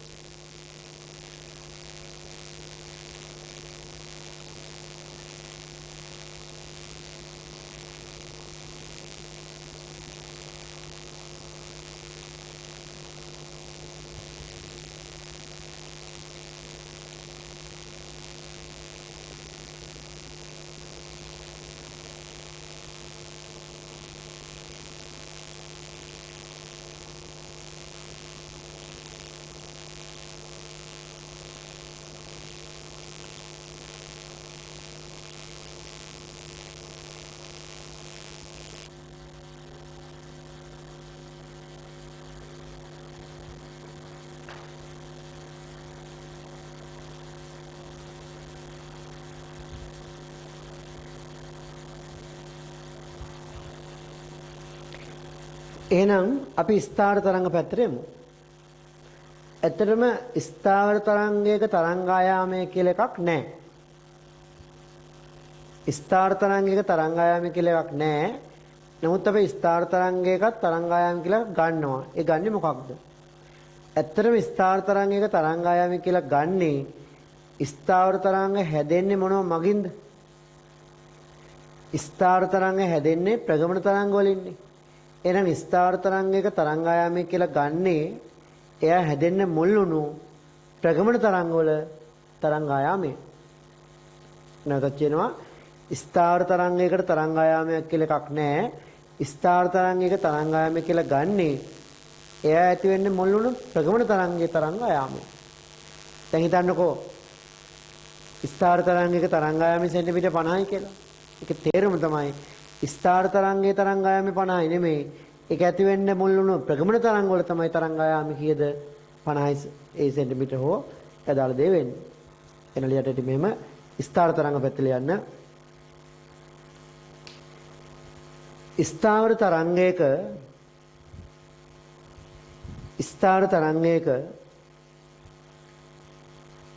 තරංග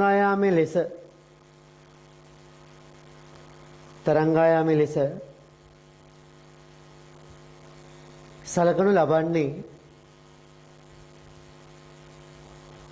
සලකනු ලබන්නේ ඒ ඇතිවීමට මුල් වූ ප්‍රගමන තරංගයන්ගේ තරංග ආයාමයයි.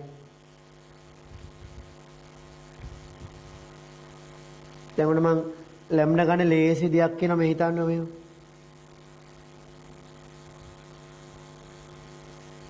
මේ තරංග හිතන්නකො. අපි දන්නවා මම මේක තව ටිකක් දිගට ගත්තොත් මේක ගන්න. එතකොට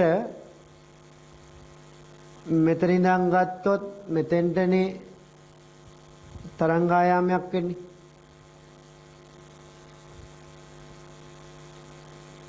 තාම මේක ස්ථාවර නෙමෙයි ප්‍රගමන. මම මේක ස්ථාවර හැඩය ගන්න මම පොඩුවක් විතර මෙහෙම අඳිනවා. පොඩු විදියට. අනිත් පැත්තට අඳිනවා. ඔය වගේ.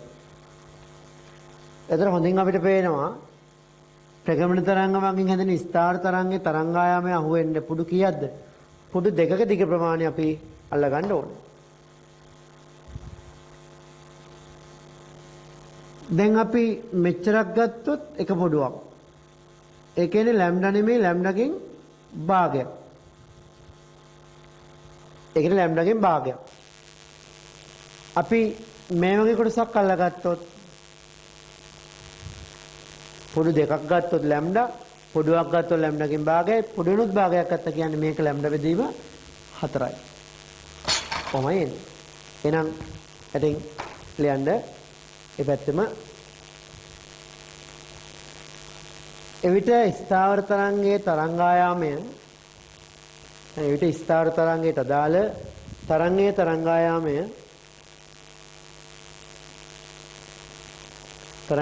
ආයාමය පොඩු දෙකක දිගට සමාන වේ. පොඩු දෙකක දිගට සමාන වේ.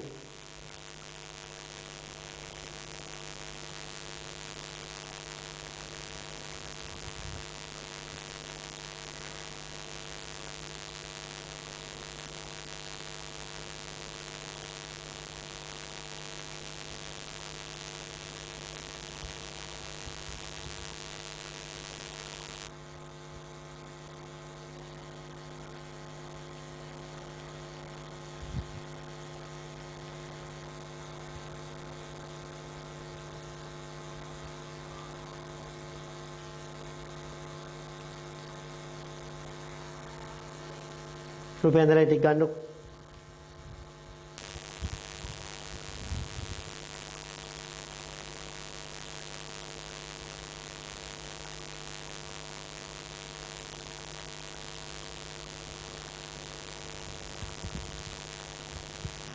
එහෙමනම් ඔන්න මෙතරින් යාට ස්ථාවරතාවයන්ග සම්බන්ධ ගණනය කිරීම කරද්දී අපි වැදගත්ම වෙන්නේ මොකද්ද? ස්ථාවර තරංගය දිහා බලලා ඊට අදාළ ප්‍රගමන තරංගවල ලැම්ඩා හොයාගන්න. v = f ලැම්ඩා භාවිතා කිරීම තමයි ප්‍රශ්නිකදී අපෙන් බලාපොරොත්තු වෙන්නේ. ප්‍රැක්ටිකල් එකක් වුණත්, රචනා ප්‍රශ්නයක් වුණත්, බහුවර්ණයක් වුණත් එන්නේ මේ කොටසින් නම් ඔයාලගෙන් බලාපොරොත්තු වෙන්නේ ස්ථාවර තරංගය දිහා බලලා තේරුම් අරගෙන ඉතින් ලැම්ඩා හොයාගෙන v = f ලැම්ඩා වගේ සම්බන්ධයක් ආශ්‍රයෙන් ඒ ගණනය කිරීමකට ඔයාලා පොළඹන එක හෝ නොදන්න රාශියක් හොයන්න පොළඹන එක තමයි මෙතනදී කෙරෙන්නේ. ඉතින් ඒකට මේ ලැම්ඩා ලබා ගැනීම හොඳට තේරුම් ගන්න ඕනේ. දැන් උදාහරණයකට හිතන්නකෝ මෙහෙම. ඔන්න ස්ථාවර තරංගයක් තියෙනවා මෙහෙම. මේක මම දෙනවා සෙන්ටිමීටර් 90ක් දිගයි මේක කියලා. සමාන පුඩු තුනක් කියලා හිතන්නකෝ. මේක දිගයි කියලා නැතුව එක ගාන කියලා හිතන්නකෝ. කොහොම. එහෙනම් මේ ස්ථාවර තරංගයට අදාළ තරංගවල ලැම්ඩා කීයද? මම මෙතනින් පස්සේ ස්ථාවර තරංගේ ලැම්ඩා කියලා කියනවා. නමුත් මේට අදාළ තරංගවල තරංගායාම කීයද? පුඩු 3ක් 90යි කියන්නේ 30 සෙට් 3ක්නේ 90. පුඩුවක් 30යි කියන්නේ පුඩු දෙකක් සෙන්ටිමීටර් 60යි. එහෙනම් මේකේ ලැම්ඩා 60යි. තවත් ඉදිරිය කිව්වොත් පුඩුවක් කියන්නේ ලැම්ඩාගෙන් භාගයක්නේ. ලැම්ඩා බෙදීම දෙකේව 3ක් තමයි 90. ලැම්ඩා බෙදීම දෙක ලැම්ඩා බෙදීම දෙක ලැම්ඩා බෙදීම දෙක. ඒ නිසා කීයද? ලැම්ඩා සමානයි 60 සෙන්ටිමීටර කියලා අපිට කෙලින්ම ලියන්න පුළුවන්. ඔන්න ඔය වගේ ස්ථාවර තරංග හැඩ දුන්නොත් එතනින් කෙලින්ම ලැම්ඩා හොයාගන්න එක තමයි ඊටාම වැදගත් වෙන්නේ. එහෙනම් අපි ගණනය කිරීම කීපයකට යන්න ඕනේ. නමුත් ඊට කලින් මම වගුව අවසන් කරලා වැදගත් දෙයක් ඉන්න මේ ස්ථාවර තරංග ඇතිවීම ගැන එන වගුව අවසන් කරන්නකෝ.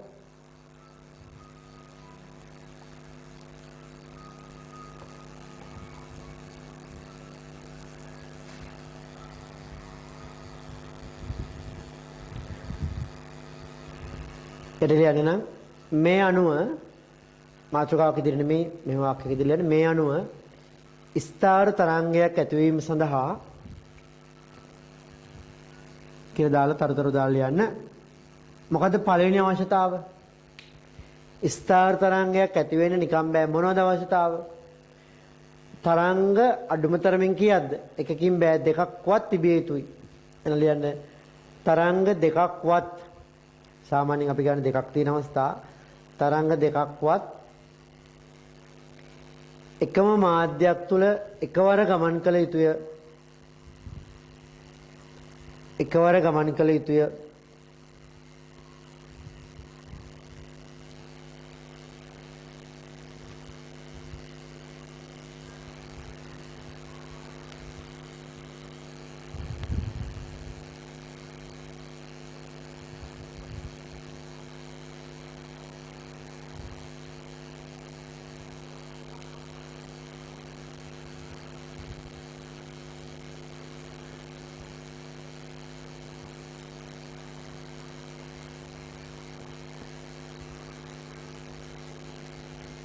ඊළඟට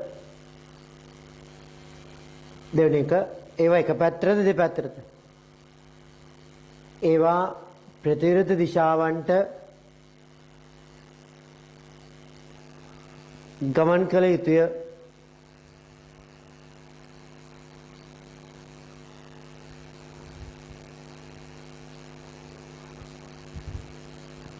ඒවා ප්‍රතිවිරුද්ධ දිශාවන්ට ගමන් කළ යුතුය.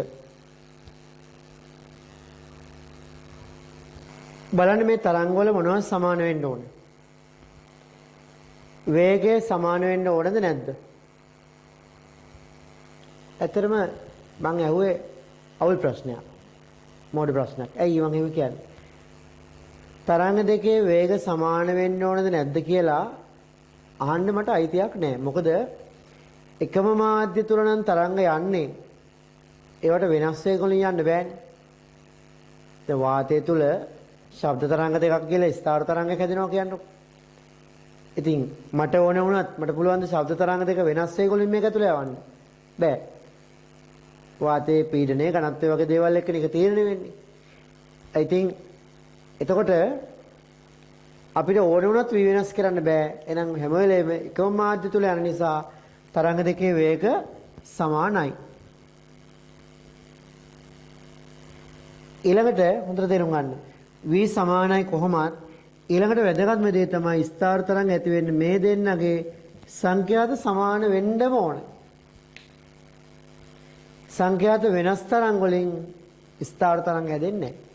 සංඛ්‍යාත සමාන වෙන්න ඕන. එහෙනම් v සමානයි කොහොමත් f සමානයි නම් පැහැදිලිව අපිට පේනවා v සමානයි f ලැම්ඩා අණුව. v එකම නම් f එකම නම් මොනව සමානයිද? පැහැදිලිවම තරංග දෙකේ ලැම්ඩා සමාන වෙන්න ඕන. එහෙනම් ඒ දෙපස්සට යන තරංග වල v සමානයි f සමානයි ලැම්ඩා සමානයි. විස්තර ගැන අපි ඊළඟට බලමු. එහෙනම් ලියන්න තුන්වෙනි කරුණ එකම මාධ්‍ය තුල ගමන් ගන්නා නිසා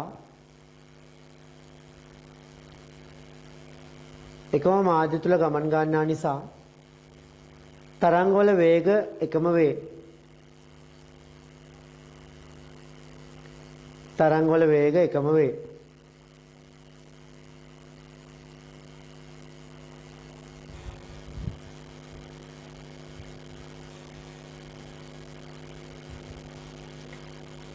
තරංගවල සංඛ්‍යාතය එකම විය යුතු අතර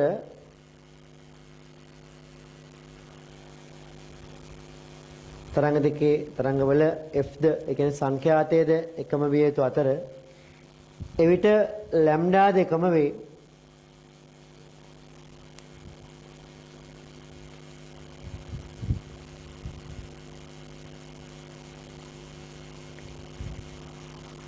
ඊළඟ විස්තරය මොකද වෙන්නේ?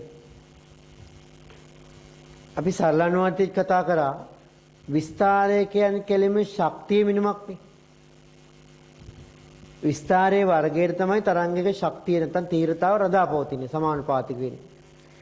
විස්තරය වැඩි කියන්නේ ශක්තිය වැඩි කියන අර්ථයෙන්නේ. විස්තරය අඩුයි කියන්නේ ශක්තිය අඩුයි කියන අර්ථයෙන්නේ. මේ හිතන්නකෝ.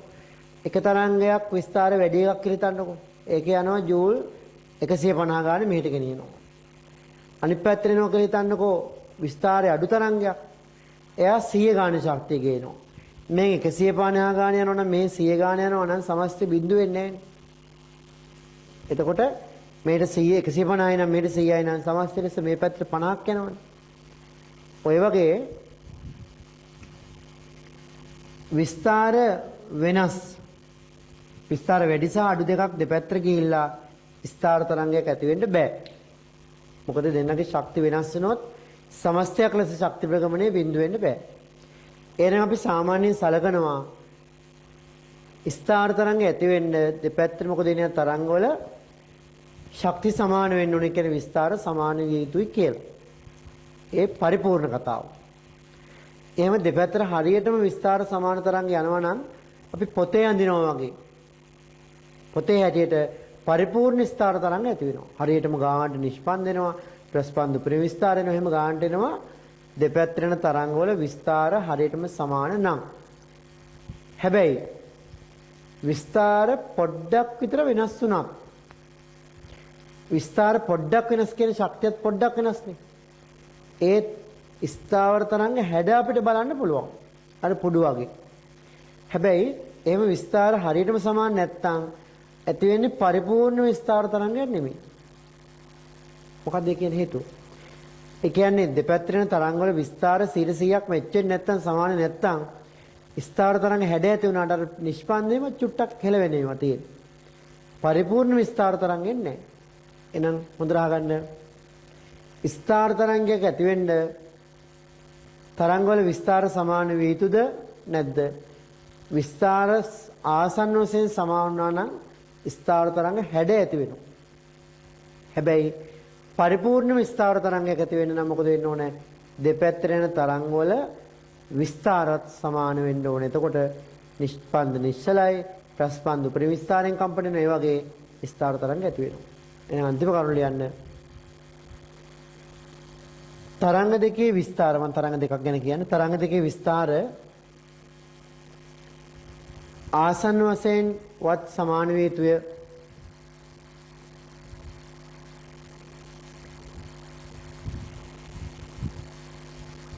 විස්තර හරියටම සමාන නම් විස්තර හරියටම සමාන නම්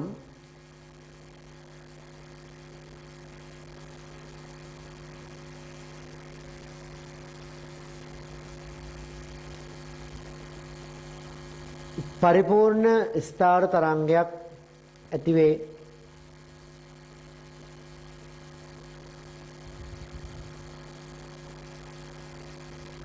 වරණ ඇතුලේ නිශ්චල නිෂ්පන්ද සහිත කියලා ලියන්න. පරිපූර්ණ ස්ථාවර තරංගයක් කියන්නේ නිෂ්පන්ද හැමෝටම නිශ්චලයි.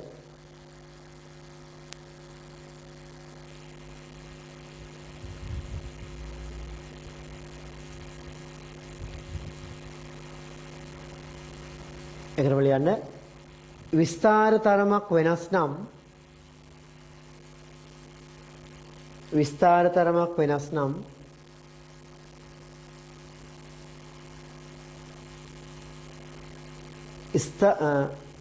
ස්ථාවර තරංග හැඩ ස්ථාවර තරංග හැඩ දැකිය හැකි නමුත් දැකිය හැකි නමුත්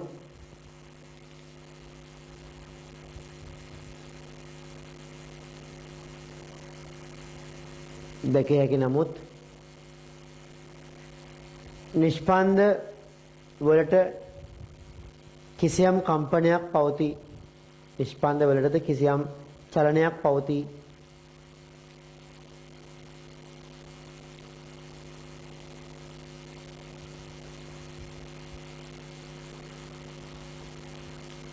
හරි.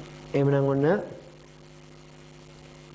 ස්ථාර තරංග වල මූලික දේවල් ටික කතා කරා. ඊට පස්සේ ලොකු ලොකු දේවල් මේ යෙදීම වලට යන කලින් ස්ථාර තරංග පිළිබඳ හොඳ අවබෝධයක් ගන්න හුරු වෙන්න මම උදාහරණ කිහිපයක් කරනවා. අපි ඒ ටික කරලා ඊට පස්සේ අනිත් කොට යමු. පළවෙනි උදාහරණ ලියන්න මෙහෙම. ලියන්න. ආධාරක දෙකක් අතර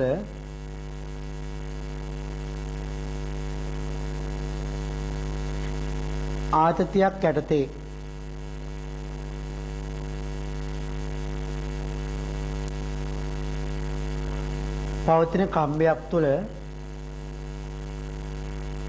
පවතින කම්බයක් තුළ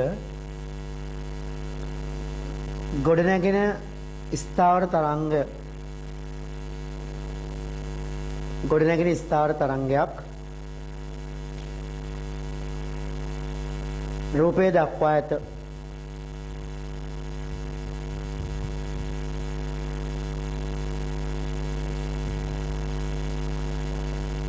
තරංගයේ සංඛ්‍යාතය 200 හර්ට්ස් නම් තරංගයේ සංඛ්‍යාතය 200 හර්ට්ස් නම්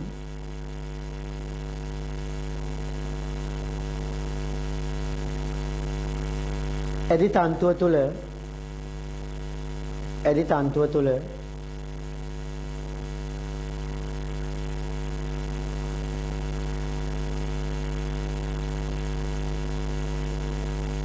තීරයක් තරංගයේ වේගය ගණනය කරන්න. තීරයක් තරංගයේ වල වේගය ගණනය කරන්න. හරි. රූපෙන් ගන්න බලන්න. සෙන්ටිමීටර් 90ක් දිග කම්බියක් ඔහොම ඇදලා තියෙන්නේ. එතකොට මොකද වෙන්නේ? ඒකේ පොඩු තුනක් තියෙන ස්ථාවර තරංග හැඩයක් ඇතුලේ වෙලා තියෙනවා. එහෙනම් මේකේ තරංගායම හොයාගෙන අපෙන් අහන්නේ මේ තන්තුව තුල තීරයක් තරංග යන වේගය. රූපය අඳින්න. ඇදලා බලන්න උත්සාහ කරන්න මේ තරංගේ තරංගායම හොයන්න. ඇත්තටම ස්ථාවර තරංගේ නෙවෙයි ස්ථාවර තරංගේ ඇති වෙන්න මුල් වුණු ප්‍රගමන තරංගේ වල තමයි තරංගායම අහන්නේ. මෙතන මම කිව්වා පුඩුවක් ගත්තොත් ලැම්ඩාගෙන් භාගයයිනේ. මේ ලැම්ඩාගෙන් භාගයක්. පළවෙනිම අඳින්න අවශ්‍ය නැහැ. මේ තව ලැම්ඩාගෙන් භාගයක්, මේක තව ලැම්ඩාගෙන් භාගයක්. එහෙනම් ලැම්ඩා බෙදීම දෙකේවා තුනක් සමාන වෙලා තියෙනවා සෙන්ටිමීටර් 90ට. මීටර 0.9ට.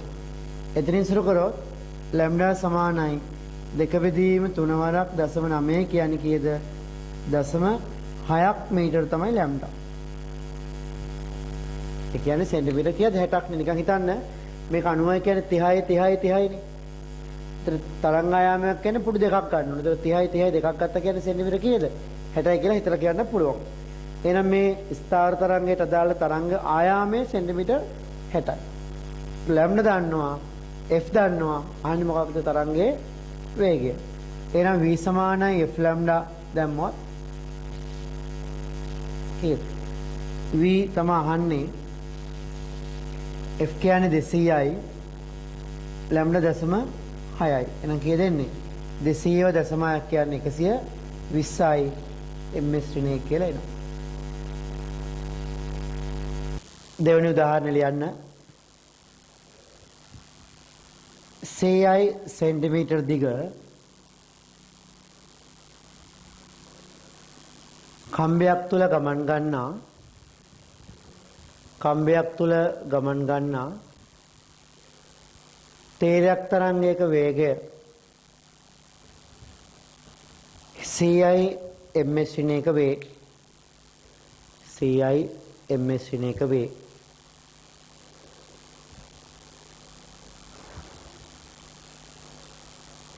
f සමානයි 250 Hz. f සමානයි 250 Hz. සංඛ්‍යාතයෙන් යුත්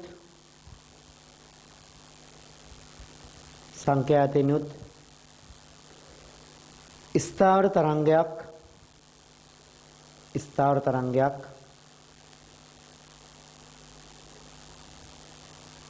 කම්බිය තුල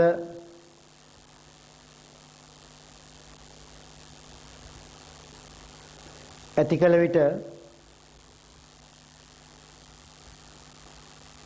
විට කම්බිය තුල ගොඩනැගෙන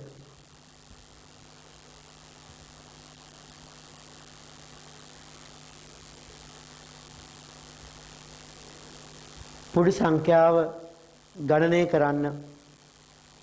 කම්බිය තුල ගොඩනැගෙන පුඩු සංඛ්‍යාව ගණනය කරන්න. හරි. රූපය දැනගෙන බලන්න උත්සාහ කරන්න විනාඩියක් දෙන්නම්.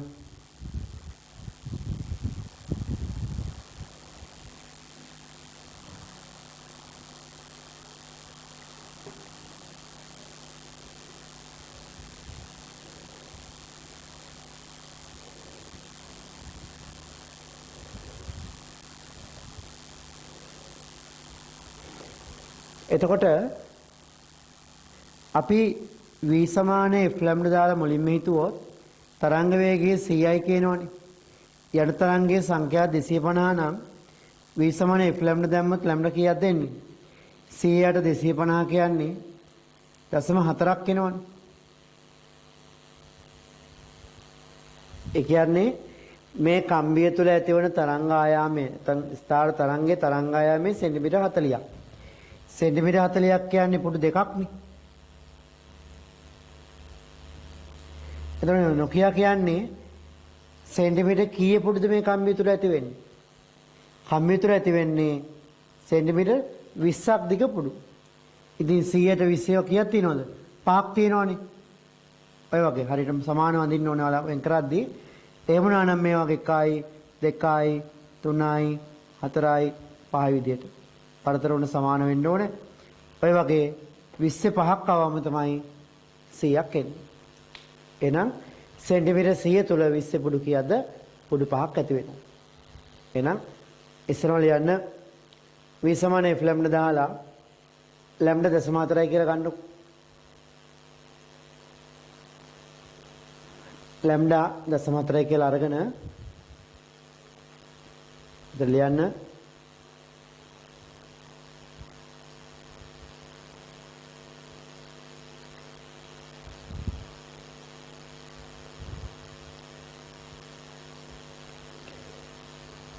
කම්බිය තුල ඇතිවන ස්ථාවර තරංගයේ තරංග ආයාමය 40ක් සෙන්ටිමීටර් නිසා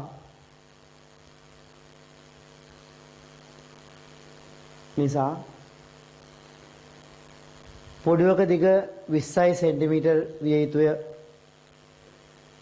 පොඩුවක දිග 20 සෙන්ටිමීටර් විය යුතුය.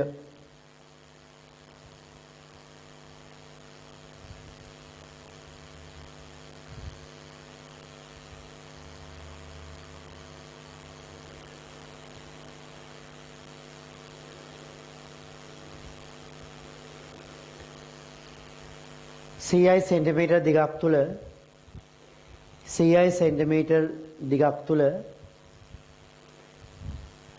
ඇතිවන පොඩු ගණන 5කි. පොඩු ගණන 5කි.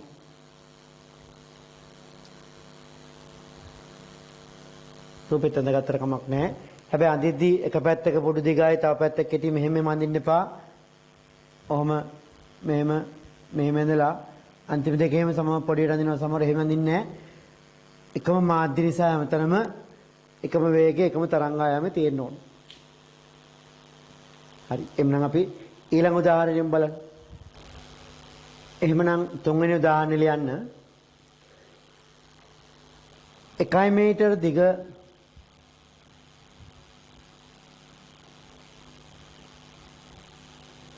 දණ්ඩක්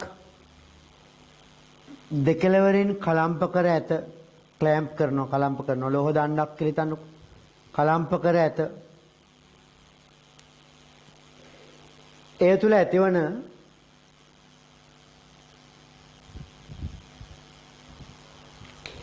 ස්ථාර තරංගයක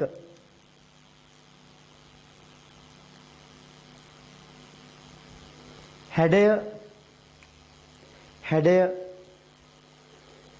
පහත දක්වා ඇත. මේව ඇති වෙන්නේ කොහොමද කියලා මම ඊළඟ වීඩියෝ එකෙන් හොඳට පිළිවෙලට කියලා දෙනවා. අද මම යන්නේ ස්ථාර තරංග කියන්නේ මොනවද? ඒ වගේ හැඩ කොහොමද එන්නේ? ඒවා ආවොත් කොහොමද ගණනය කිරීමක් කරන්නේ වගේ මූලික දේවල් ටික තමයි මම අද කියලා දෙන්නේ. රූපෙන් ගන්නකො.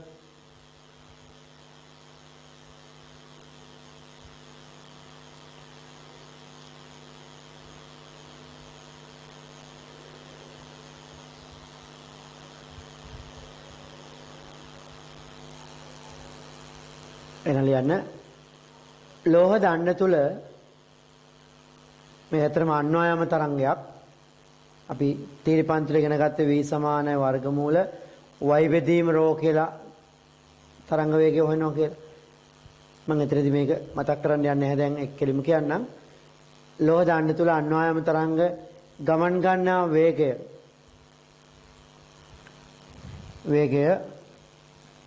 7000ක් ms ශ්‍රේණියක නම්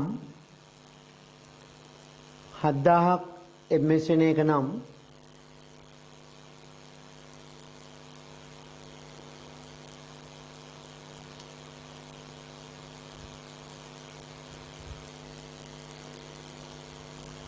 එම තරංගයේ සංඛ්‍යාතය සොයන්න. එම තරංගයේ සංඛ්‍යාතය සොයන්න. බලන්න කෙලිම ලැම්ඩා හොයාගත්ත v සමාන f ලැම්ඩා දැම්මා. හරි සරලයි. මේක ලැම්ඩා කීයද? හදන දෙයක්වත් නැහැ. කෙලිම පොඩු දෙකක්ම නෙමෙයි ඇතුලේ තියෙන්නේ. එහෙනම් පොඩු දෙක දිග කීයද? කෙලිම මීටරේනේ. එහෙනම් කෙලිම අපිට හිතලම කියන්න පුළුවන්. පොඩු දෙකක දිග මීටරේ කියන්නේ ලැම්ඩා මීටරයයි. එහෙනම් ලියන්න තරංගයේ තරංගායාමය 1 මීටර නිසා v සමාන f ලැම්ඩා දාන්න v දීලා තිනවා 7000යි f අහන්නේ ලැම්ඩා 1යි නේද?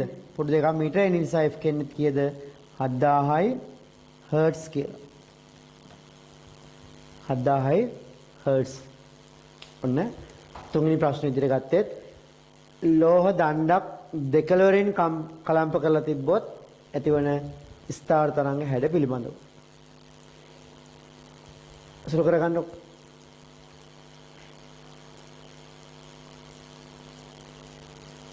ඊළඟට හතරවෙනි උදාහරණ ලියන්න මෙහෙම. හතරවෙනි උදාහරණේ මෙතන මම ලියන්නම්. ලියන්න 120ක් සෙන්ටිමීටර් දිග 120ක් සෙන්ටිමීටර් දිග හරි මැදින් කලම්ප කළ හරි මැදින් කලම්ප කර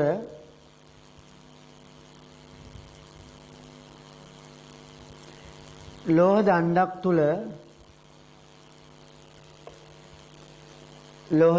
තුල ගමන් ගන්නා දැන් ඇතිවන ස්ථාවර තරංගයක් පහත පෙන්වා ඇත.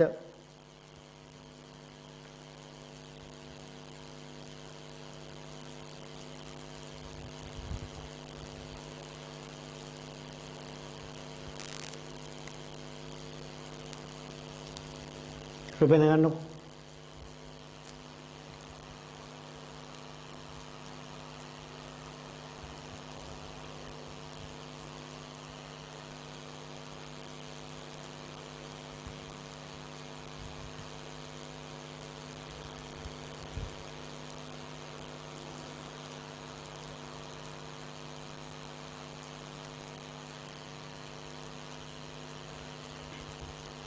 ඔන්න මැදින් කලම්ප කළ දඬු අපිට ඊළඟ දවසේ සිකුරාදා දවසේ හම්බ වෙනවා මේවා ගැන ඉගෙන ගන්න.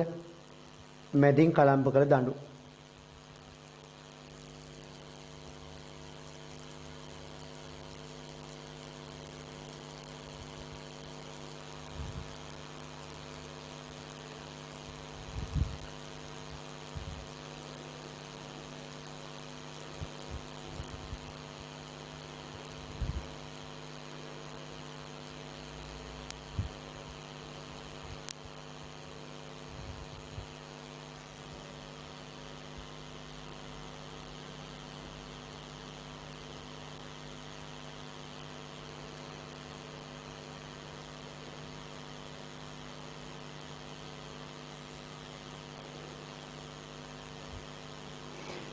ඊට පස්සේ තරංගයේ සංඛ්‍යාතය 10000යි හර්ට්ස් නම් තරංගයේ සංඛ්‍යාතය 10000යි හර්ට්ස් නම් 10000යි හර්ට්ස් නම්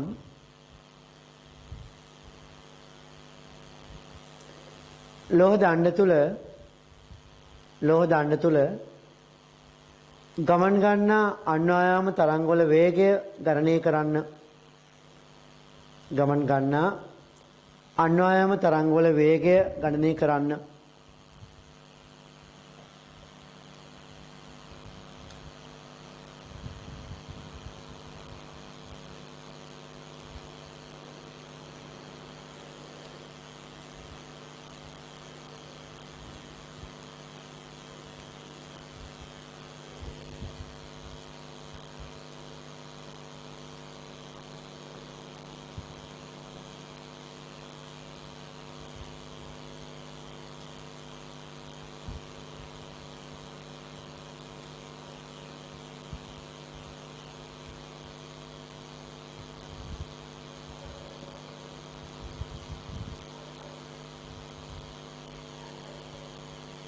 හරි කොහොමද නම් එන්නේ v සමානයි f ලැම්ඩා දාන්න තියෙන්නේ. ඒතර v දුන්න මන් 10 f දුන්න 10000යි කියලා v තමයි අහුවේ නේද? v තමයි අහන්නේ. ලැම්ඩා හොයාගත්තා නම් හරිනේ. කීයද මේකේ ලැම්ඩා? හිතලා කියන්න පුළුවන් වෙන්නත් පුළුවන්, අමාරු වෙන්නත් පුළුවන්. හිතලා කියනවා නම් මේ පුඩුවයි මේව දෙපැත්තට හැරලා තිබ්බොත් ඔහොම එකතු කරපුවම මේ භාගය කියන්නේ ඔහොමනේ තියෙන්නේ. ඔය එකතු කරොත් පුඩුවයි දෙපැත්ත දෙන්නා වූ භාග දෙකව පුඩුවයි පුඩු තුනක් 120යි. පුඩු තුනක් 120යි කියන්නේ පුඩුවක් සෙන්ටිමීටර් 40යි. එහෙනම් පුඩු දෙකක් කීයද සෙන්ටිමීටර් 80යි. එහෙනම් මේකේ ලැම්ඩා එන්නේ සෙන්ටිමීටර් 80ක්. එහෙනම් කීයද එන්නේ? 8000යි ms ශ්‍රේණිය කියලා අපිට ගන්න පුළුවන්. අර එකපාර අමාරු වුණා නම් ඔයාලට ලැම්ඩා හොයාගන්න මෙහෙමනේ. මේ චූටි කෑල්ලක් ලැම්ඩා ගෙනුත් 4න් පංගුවයි. මේක බලන්න ලැම්ඩා බෙදීම 4 කෑලි 1යි 2යි 3යි 4යි 5යි 6යි. ලැම්ඩා බෙදීම 4 කෑලි 6ක් ආවොත් තමයි සෙන්ටිමීටර් 120. එහෙනම් සුළු කරොත් 6යි 20යි. නම් කීයද? ලැම්ඩා සමානයි 20 වරක් 4 කීයද? 80 සෙන්ටිමීටර් කියලා එහෙම ගන්නත් පුළුවන්. හැබැයි ඉතින් මේක උසස් පෙළ මෙහෙම හිතලා ගන්න මේ නැතුව මෙහෙම ලියලා ගන්න අනේක පළවෙනි උදාහරණයට අවුලක් නැහැ. නමුත් දිගට මෙහෙම කර කර ඉන්න යන්න එපා. මොකද ඔයාලට A level කියන්නේ ඊට වඩා ටිකක් අපි ගැඹුරු මට්ටමින් කරන්න එපා. ඉතින් ඒ නිසා මෙහෙම ලියවට කමක් නැහැ. නමුත් ඔයාලට ටට්ටක් ගාලා රූපේ දිහා බලගුවම ලැම්ඩා හොයාගන්න දැනගන්න ඕන. ලැම්ඩා හොයාගත්තා නම් එක්ක V දීලා F ආනවා, එක්ක F දීලා V දානවා. ඒ වගේ පොඩි පොඩි දේවල් තමයි අහන්නේ. ඒ නිසා ඔන්න ස්ථාවර තරංග කියන්නේ ඊටා සරල දෙයක් කියන එක විතරක් අද හොඳට තේරුම් අරගෙන මේ දේවල් හුරු වෙන්න. විශේෂයෙන් දැන් මේක 2020 අය බලනවා. සමහරවිට 21 අය බලනවා, සමහරවිට 22 අය බලනවා. එයාටත් මේක තේරුම් ගන්න පුළුවන්. සහ ඔය අනිකුත් නගරවල ඉන්න අපේ ක්ලාස් වල දාපු නැති අය බලනවා. කවුරු බැලුවත් තේරුම් ගන්න තියෙන එක සිද්ධියයි මොකද්ද? ස්ථාවර තරංග කිව්වොත් ගේමක් නැහැ. චුට්ටක් මේ තියෙන්නේ ලැම්ඩා හොයාගත්තාම v සමාන f ලැම්ඩා දාලා එතනින් ඒ වැඩේ ඉවර කරා. හරි. අපි පස්වෙනි උදාහරණයෙන් බලන්න. ලියන්න. පස්වෙනි උදාහරණය දෙකලවර විවෘත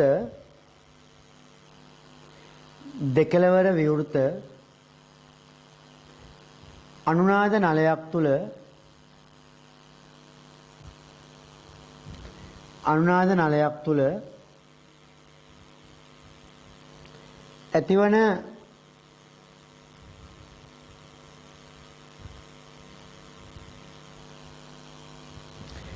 ස්ථාවර තරංගයක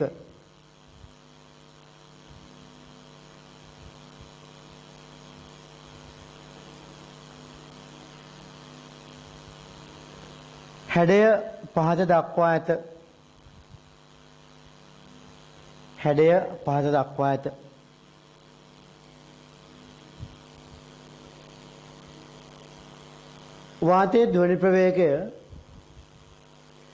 වාතයේ ධ්වනි ප්‍රවේගය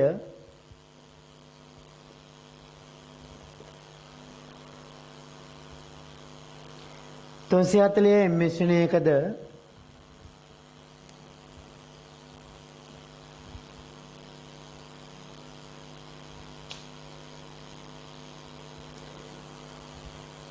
තරංගයේ සංඛ්‍යාතය 400 හර්ට්ස් ද නම්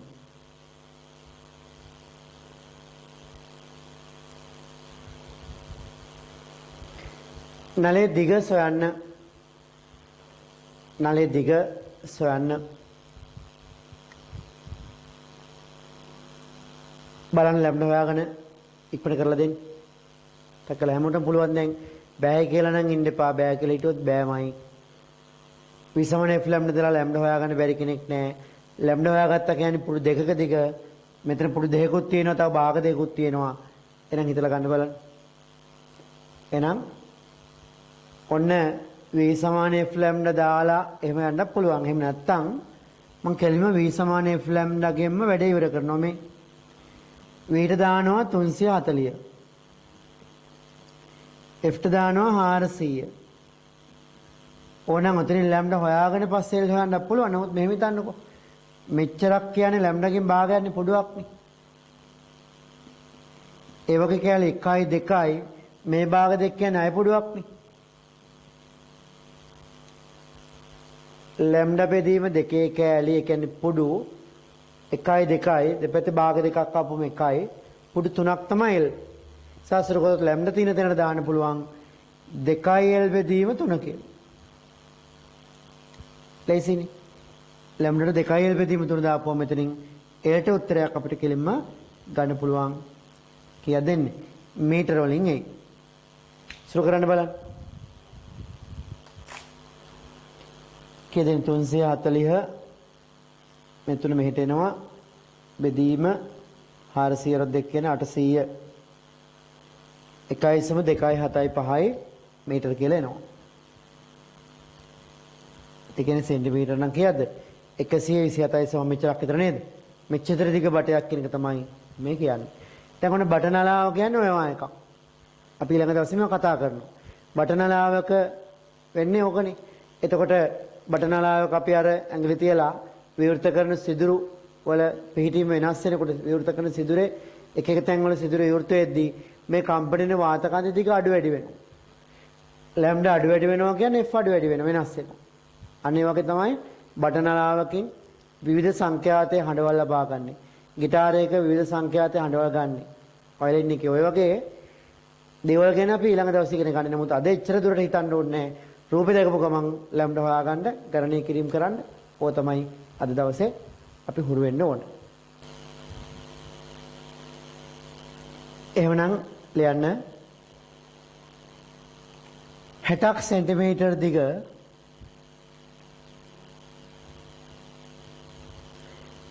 කෙළවරක්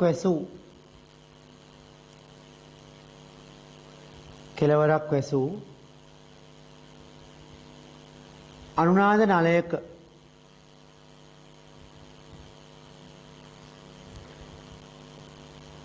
ඇතිවන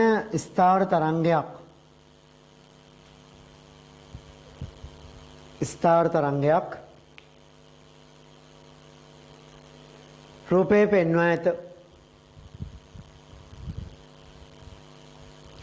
පෙන්වා ඇත.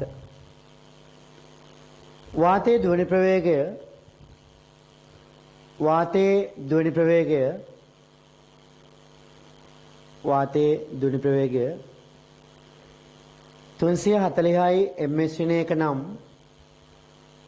320 දාන්නකො කැපෙන්නේ 320යි ms විනයක නම්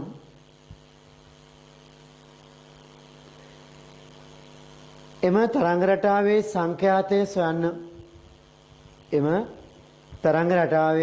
සංඛ්‍යාතය සොයන්න.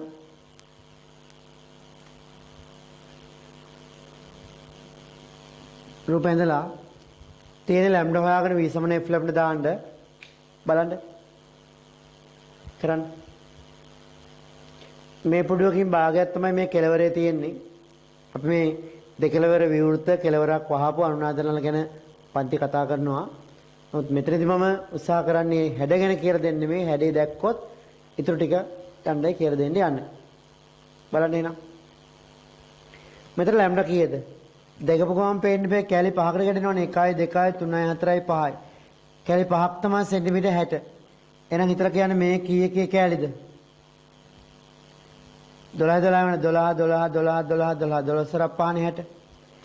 එහෙනම් v 320යි f තමයි අහන්නේ. ලැම්ඩා කීයද? 60යිද? නෑ.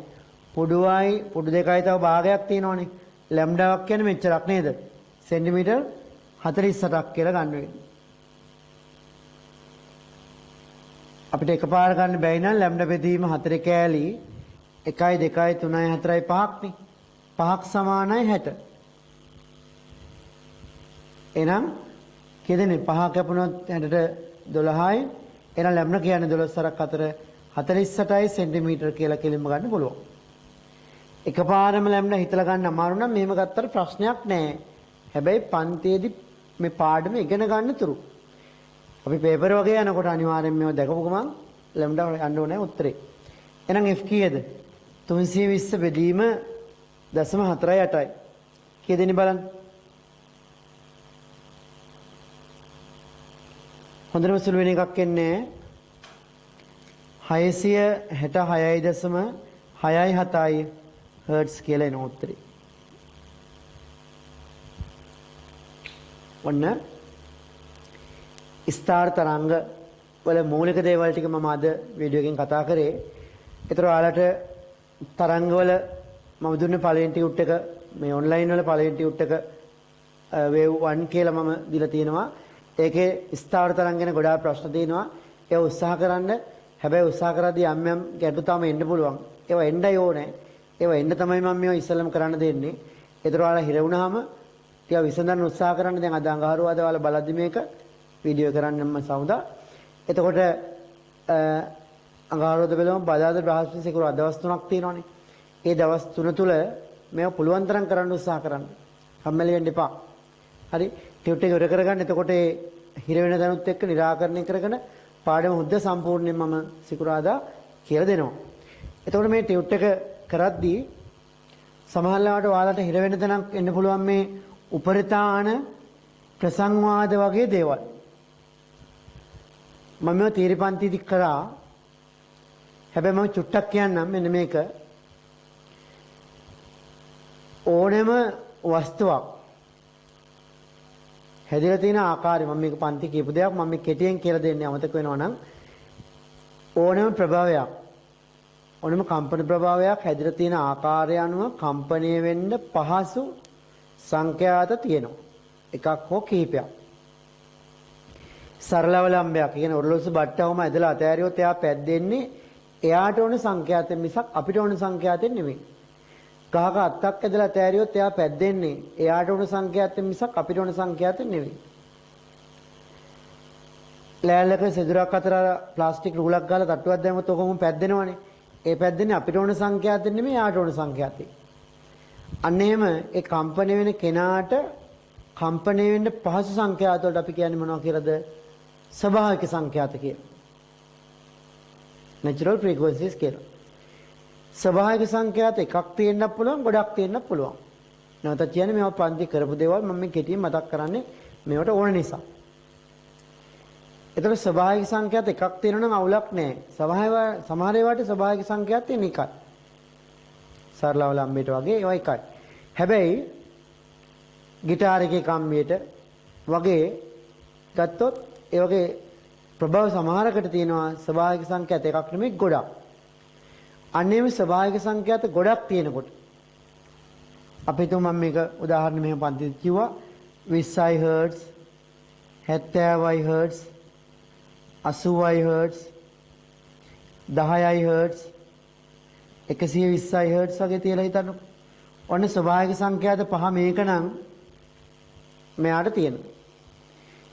මේ ස්වභාවික සංඛ්‍යාත ටික මම ආරෝහණ පිළිවෙල ලිව්වොත් අඩු එකේ නම් පිළිවෙල 10 ඊට පස්සේ 20 ඊට පස්සේ 10 20 ඊට පස්සේ කීයද 70 80 120 ඔහොම ස්වභාවික සංඛ්‍යාත ටික අඩු ඉඳන් වැඩි පැත්තට ආරෝහණ පිළිවෙල ලිව්වොත් මේ ස්වභාවික සංඛ්‍යාතයන්ගේ අඩුමකට තමයි මූලිකය කියලා කිව්වේ. මුල්ම කෙනා ෆන්ඩමෙන්ටල් ෆ්‍රීකවෙන්සි එක මූලික සංඛ්‍යාතය. ඊට පස්සේ හම්බෙන කෙනාට අපි කියනවා පළවෙනි උපකෙනා පළමු උපරිතාණය ෆස්ට් ඕවර්ටෝන් එක.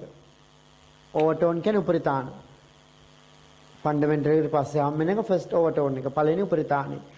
ඊට පස්සේ හම්බෙන්නේ මෙයා නම් එයා මොකක්ද? මේක දෙවන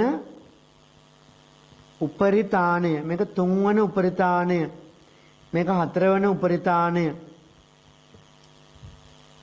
එන හොඳට තේරුම් ගන්න ස්වභාවික සංඛ්‍යාත අඩුම කියනවා වැඩි පිළිවෙලට කියන ආරෝහණ පිළිවෙලට ලිව්වොත් අඩුම එක තමයි මූලිකය.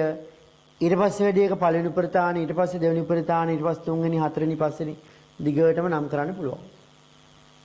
එහෙනම් පළවෙනි උපරිතාණය කියන්නේ මුල්ම කෙනාට පස්සේ හම්බෙන කෙනා. දෙවෙනි උපරිතාණය කියන්නේ පළවෙනි උපරිතාණයට පස්සේ හම්බෙන කෙනා. කොහොම නම් කරන්න පුළුවන්.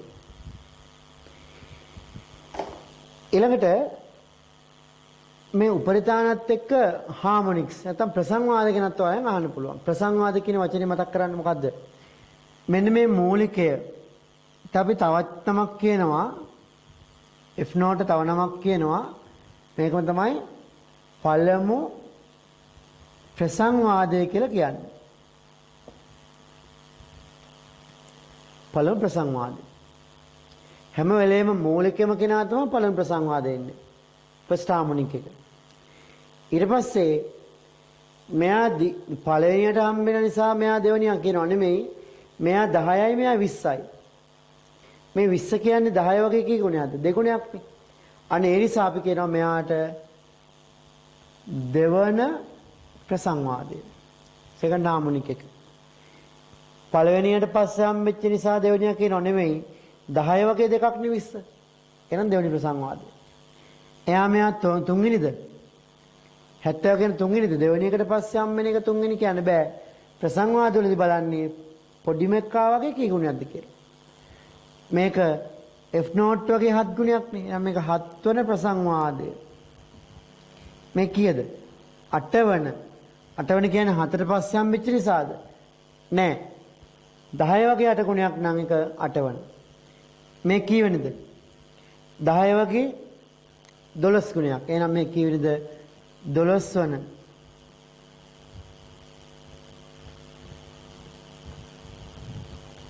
ඔන්න ඔහම පළමු දෙවන හත්වන එහෙම. හරි.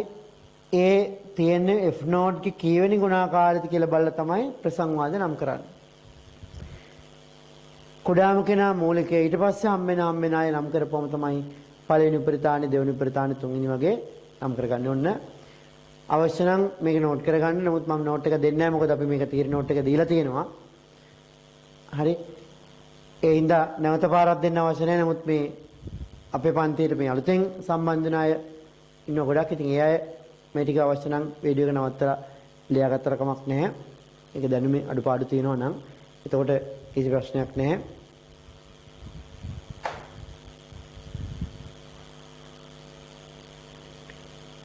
හරි. එවනම් ඔන්න අද පාඩම මීට වඩා කරන්නේ නැහැ.